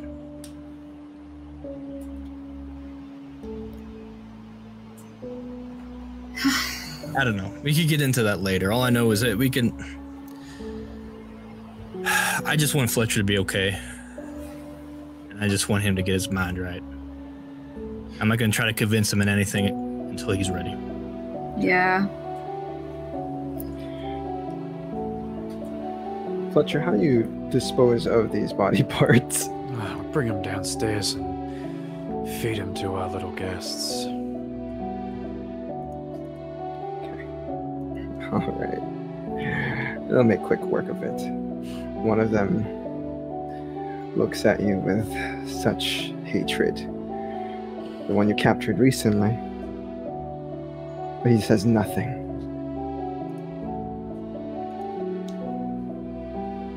Nevertheless, they feed and they make quick work of bodies. You do receive a text message though, Fletcher. Well, it's been there since the previous night. Perhaps you've only noticed now. It's a text message from Alice. She says, "When can I see you next? We have to talk." Fucking Toledo.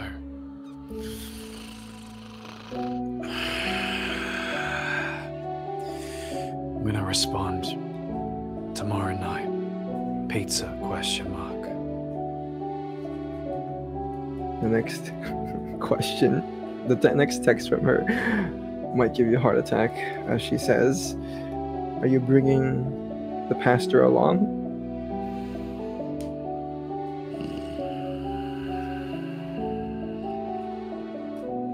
Is there anything nearby? A trash can or something that I can just... There's there's tables, there's just clutter I'm everywhere. gonna fold that table. It's not foldable, but I'm gonna fold it.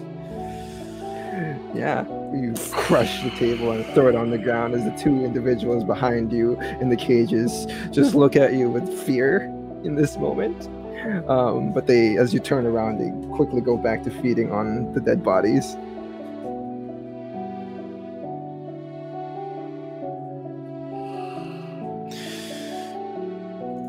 Takes responsibility? No, just the two of us. Okay, I'll let M know. And I'll walk back upstairs.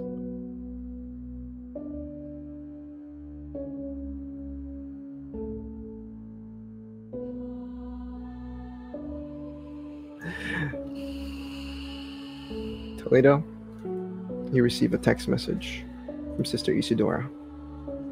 Just a thumbs up.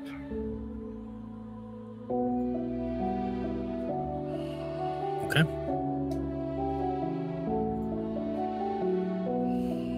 Scarlett. Well, actually, Fletcher returns before Scarlett gets this. Fletcher, as you return, it seems like Toledo and Scarlett are in their respective rooms. But what do you plan to do now? I'll burn this carpet, and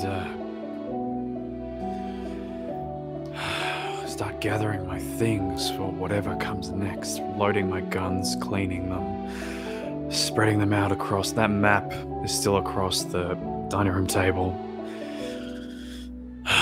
Whatever I can gather. Please take a shower. I guess I will take a shower. Perfect. As Toledo and Fletcher are in their own rooms, Scarlett, you get a text message from an unknown number. I check it out. Okay. It is in Russian. It just says,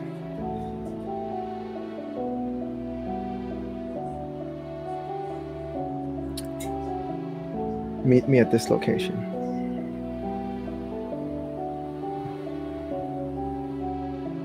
It's an address that you recognize. It's a Diamond Yama.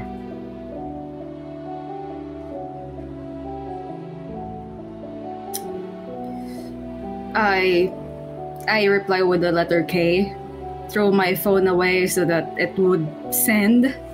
Mm-hmm. Go next door to where Toledo is, knock on the door. He's probably just been in the living room the whole time. Aw. Don't really live here, so just hangs out in the common area. Yeah, I go What's up? down and say like, have some business with Shara maybe? I don't know. Diamond Yama, so I might skip dinner with you guys. Do we know about... We know that Sarah owns Diamond Yama, don't we now? No, at this point, yeah. Oh yeah, you said Sarah. I mean... We're going with you? I don't know why I said that as a question. Yeah, no, you're not going to meet Sarah by herself. Hell no. Okay, they let Fletcher know. Are we having dinner at the Diamond Yama? Do they even have dinner here? Oh. Yeah, it's a Kindred owns it. They got dinner there. Yeah, we'll do that. Okay. I'll go get Fletcher. So all of you are coming along? Let me get changed. Please don't wear the Hawaiian shirt. What's wrong with the Hawaiian shirt? It's a We're nice going shirt, to- Scarlett. We're going to a fancy hotel. It's the nicest shirt I own. You look like a suburban dad. Wear khakis and you're... In a way, That's just I rude. am. You look like you're an American in vacation somewhere. Please wear the nice coat that you bought. Scarlett, there's not a single... Well, hang on. There's only a couple holes in that shirt. It's a nice shirt. One. Please. Fine. I'll wear the coat. You bought a new coat, might as well show it off.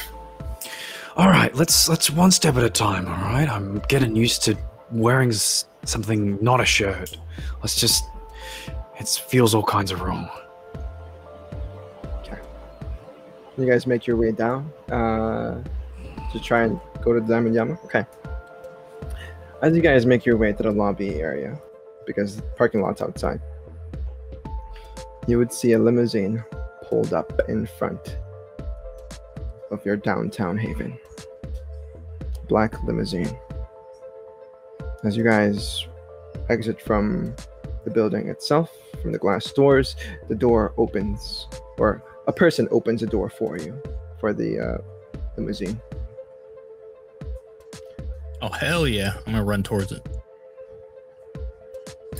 Oh, A person wearing all black is wearing what seems to be a suit and tie, puts his hand up as he says,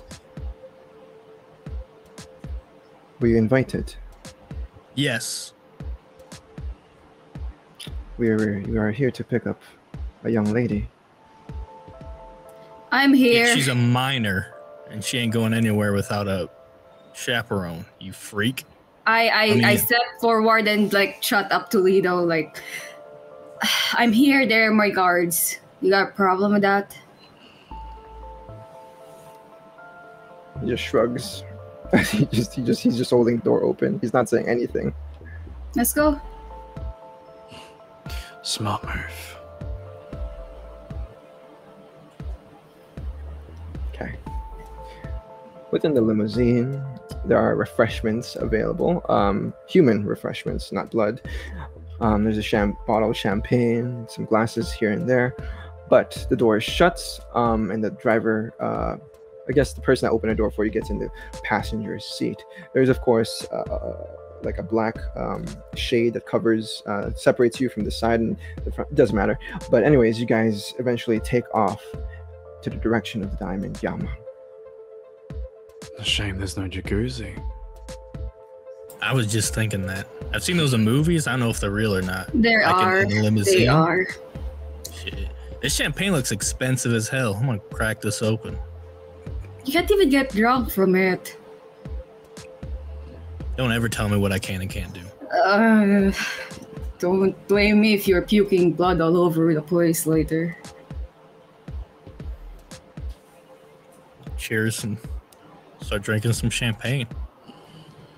Okay. Yeah, pretzels? Really? You're right. Yeah, there's snacks there. So. Yeah, I Toledo. love pretzels. Hell yeah. Here, grab one and throw it at Toledo. Yeah, and every day I get this kind of treatment. I take advantage. You want to know the key to your humanity? It's living it up every chance you get.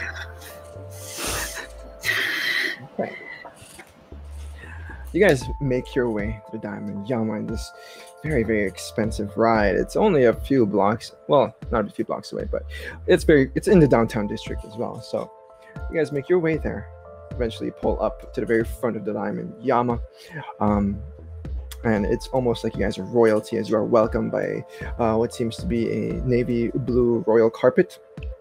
That's laid out to the front where the valet is. Blue velvet ropes kind of, surround the area. It's almost as if tonight is an important night. In any case, you are let out by the same individual.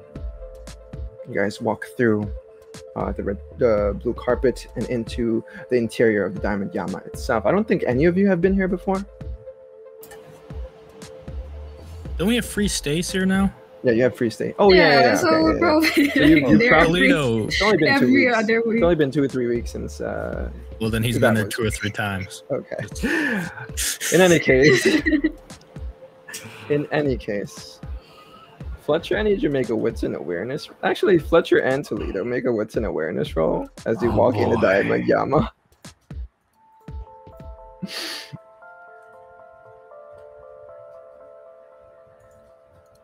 That can't be good. 2. Not a very high difficulty. Ah. Fletcher, Toledo, you are the first to notice. As you walk through the lobby and you see the receptionist desk off to the side, you see a dark-haired individual, light green eyes, sort of young looking, but there is some sort of familiarity with the way she looks. You've seen her before, especially the picture you saw on Facebook. As you see this woman up on the screen, she looks very similar to Emily, Dr. Emily Summers, as she's there. Fletcher, as you look off to the receptionist desk, you would notice Alice seemingly taking care of a few things, typing things on the side. She chats with her co-worker. They're both wearing what seems to be East Asian Western sort of attire or uniform. But the person that's the person that welcomed you into the vehicle is now walking towards the receptionist desk. Oh shit. Scarlett, do I have any pretzel crumbs on me? My breast might have been drinking. Stop! What's gotten into you? Oh, I'm gonna use Blush of Life. what's going on, Fletcher?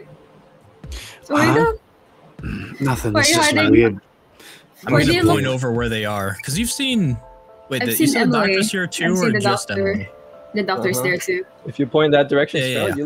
you look at the girl, one of the receptionists. She looks very similar to the Dr. Emily Summers. Why does that says the doctor? Is that why Fletcher looks like a mistress that got caught or something?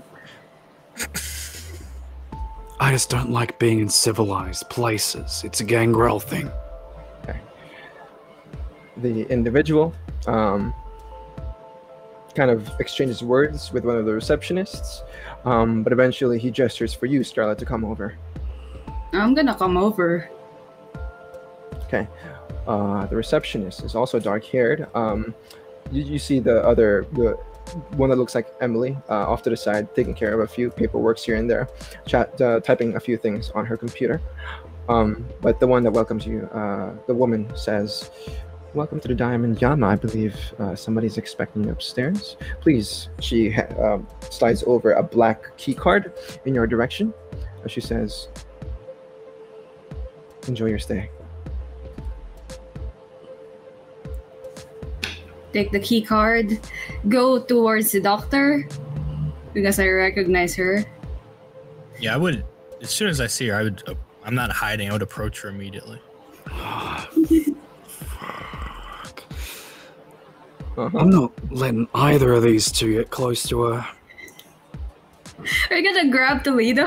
Yes, I am. I'm gonna put my hand on his shoulder and grip it and be like, "Don't you fucking dare."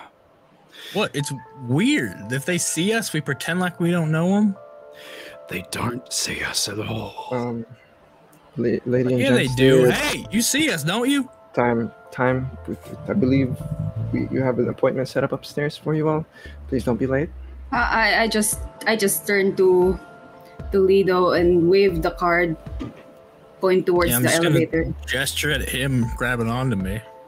And I give a look at Fletcher. I'm gonna try and push Toledo towards that way that we're going. Okay. I'm not gonna let go. All right. And you guys make your way. Wait, do they look like they're working here? Yeah, they're receptionists here. That ain't weird to you?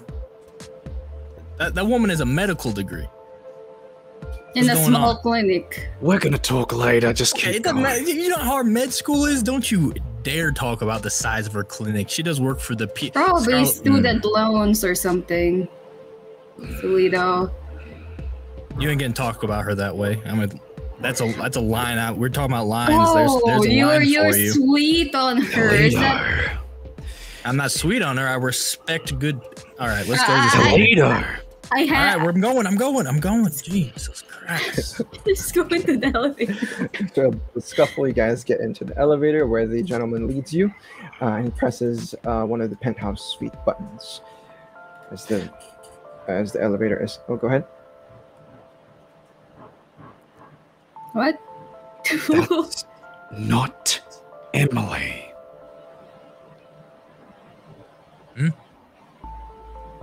Toledo, I need you to look into my eyes right now. That's not Emily.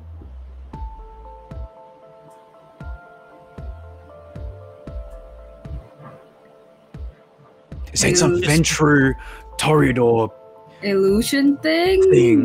Does that even work? Does that even exist? Oh, I mean, how do I spell this out? One of them's a medical professional, and one of them's working at the Diamond Yama, and I need you to stay the fuck away from the one working in the Diamond Yama. Is that spelled? Doesn't make any sense. Why do they look like them specifically? They're sisters, Toledo.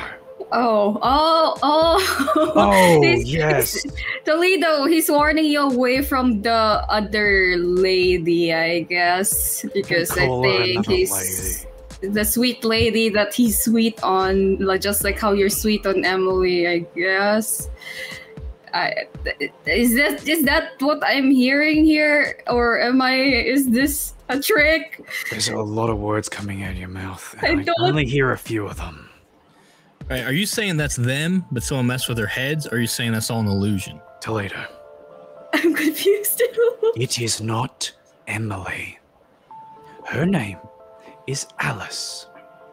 And I need you to promise me you stay the fuck away from her. You too, Scarlett. Well, let's just go to our meeting. We could discuss that stuff after. I'm not gonna make any promises right now. You will. But I thought that they were both working there. No. What floor do we got to go on, Scarlett? It's already a sweet house or something. Yeah, no, probably top floor since this is the black card. Elevator. We don't want to keep them waiting. You guys are already in the elevator. Already in the elevator, or just Came Lilith, help me anyway. Whoa. What? Whoa. Big names out there. Okay. As the elevator door dings and you guys are led by the gentleman towards the entrance to the penthouse suite, the scene cuts there one last time. As we bounce the camera over to 6 days ago, the night after Sierra requested to be the primogen of the Lasombra. As you once again hear the door knock, but this time there is no answer. There is no waiting for an answer. It just kind of bursts open. Jackson, you find yourself a bit surprised maybe of this, or maybe you expected it, but Sierra did say she was going to come back tomorrow night. You see. Oh, go ahead. That's bold of you. Sierra standing there. She says, "Forgive me for the intrusion, my prince.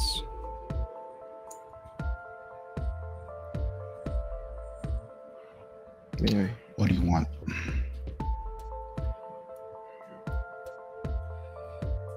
I've brought someone, as mentioned the previous night. Someone willing to not only become your ally, but to be part of the Camarilla, to follow your lead.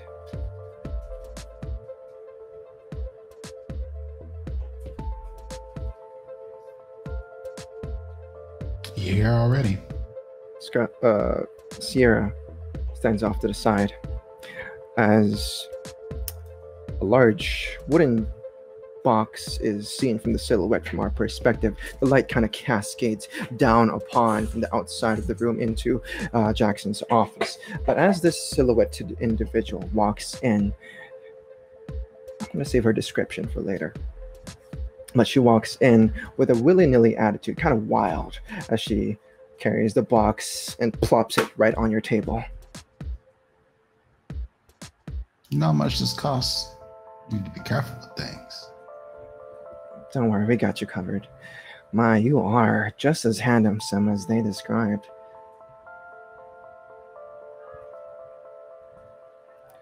Well, I brought you a present.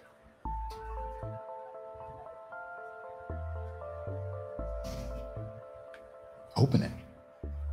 Yes, sir, she says as she opens up the box and she pulls out with one hand the head of the Rabbi Michael Basaris. You know, he was right under your nose the entire time. This guy, the Lasombra Elder. Good thing I found him before you could make any alliances. Do you know he was from the cult of Shalim? Crazy, right?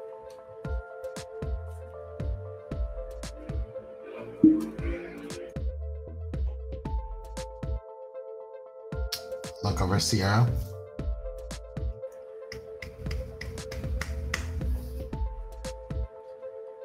You know, it wasn't that easy to, kind of rip his head apart after he did all this shadowy shit.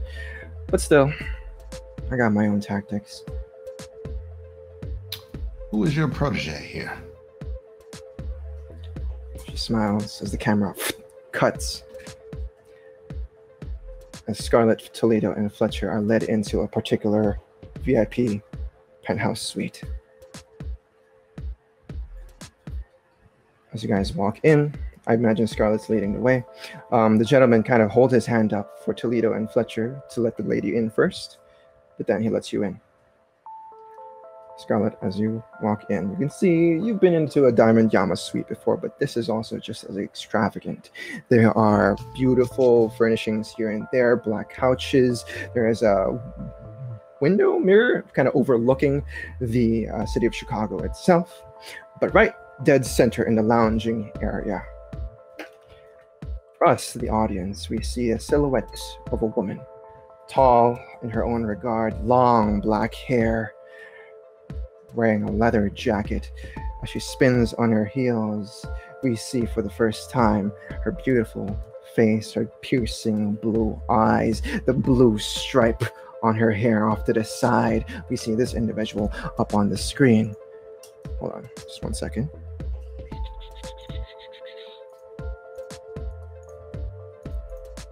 Oh my god. You see this woman up on the screen. As she brushes her hair to the side, you can see a cross dangling from both her ears as she says, "Took you long enough. I missed you, babe."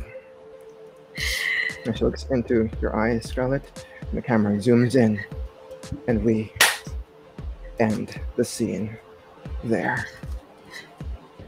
Yes! Oh no, sorry. Out of character. That is Scarlett's sire. Okay, and that ends our episode this evening. Also, it's the same woman that walked in, who brought the head. Okay, sorry, I don't know if I think about Yeah, sorry. No. I'm excited too. Okay, I'm excited Thank you, too. Appreciate it. Excited, all right. I haven't seen her in a while, so I haven't seen her in a while. And that is where we'll end the session. Thank you so much for everyone who was tuning in. That was a great episode, a little dramatic, but as always had fun. Now let's go around the table to introduce ourselves once again. Starting with me, I'm Lou. I'm your storyteller for this chronicle. You can find me at CrescentSpeedTM on Twitter, and Louis Sleepy on Twitch. Let's move on to Fletcher. Hey, I'm Ethan. I play Fletcher Wright the Gangrel on this dramatic episode. You can catch me on Twitter and Twitch at Ethan and Dragons, running around Chicago by Night Game, and we have more things in the works, so keep an eye on that space for now. Oh, me. Hello, I'm Bully. I play games over on our channel Table Goth. We do tutorials and stuff like that you can find on YouTube. Right now we're doing Cults of the Blood Gods over at Onyx Path Publishing's channel every Thursday, so you can check that out. And then once that's done, one of the people here is joining us for some Hades High School Monster Heart stuff, but we have a little bit of time. We got art being made, but keep an eye out on our socials for updates on that in the near future. Oh, that's me. Hello, everyone. I am Prince, aka Dimples and Dice. You can find me at Dimples and Dice around the internet, Twitch, Twitter, all that jazz. I stream TTRPG things, Dungeons and Dragons, Vampire the Masquerade over on my sister channel, Rolling These 20s. So do come check us out over there, where I am the storyteller for Philly by Night Chronicle. It has some familiar characters from this one, but a little bit of a different twist over there. Shoot, yeah. Well, Bully already mentioned, or I'll be coming up soon for Hades High. And then you can catch me for Cyberpunk on Wednesdays at 7 p.m. Eastern Time. I am doing a trauma teen chronicle over there where my character is a rocker boy who has no business being on trauma team for anybody, but is trying to get that part-time money so he can be a full-time rapper eventually.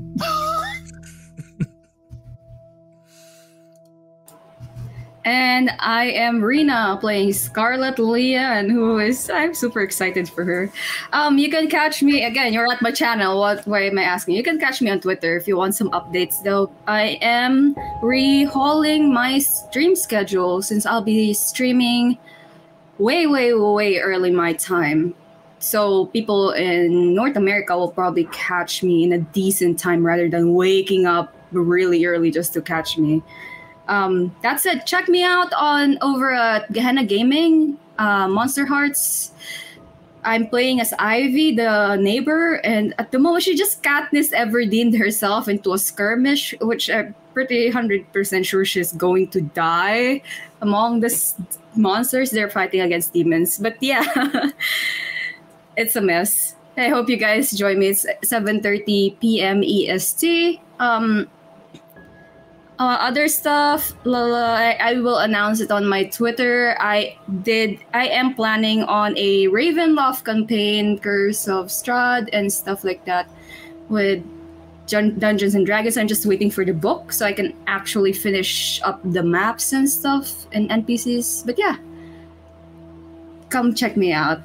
I hope you guys enjoyed this episode of Call of the Abyss. It has been a roller coaster ride. My two dads are fighting. I hope they don't get a divorce. But yeah, we will see you guys next week. This has been Call of the Abyss. Bye.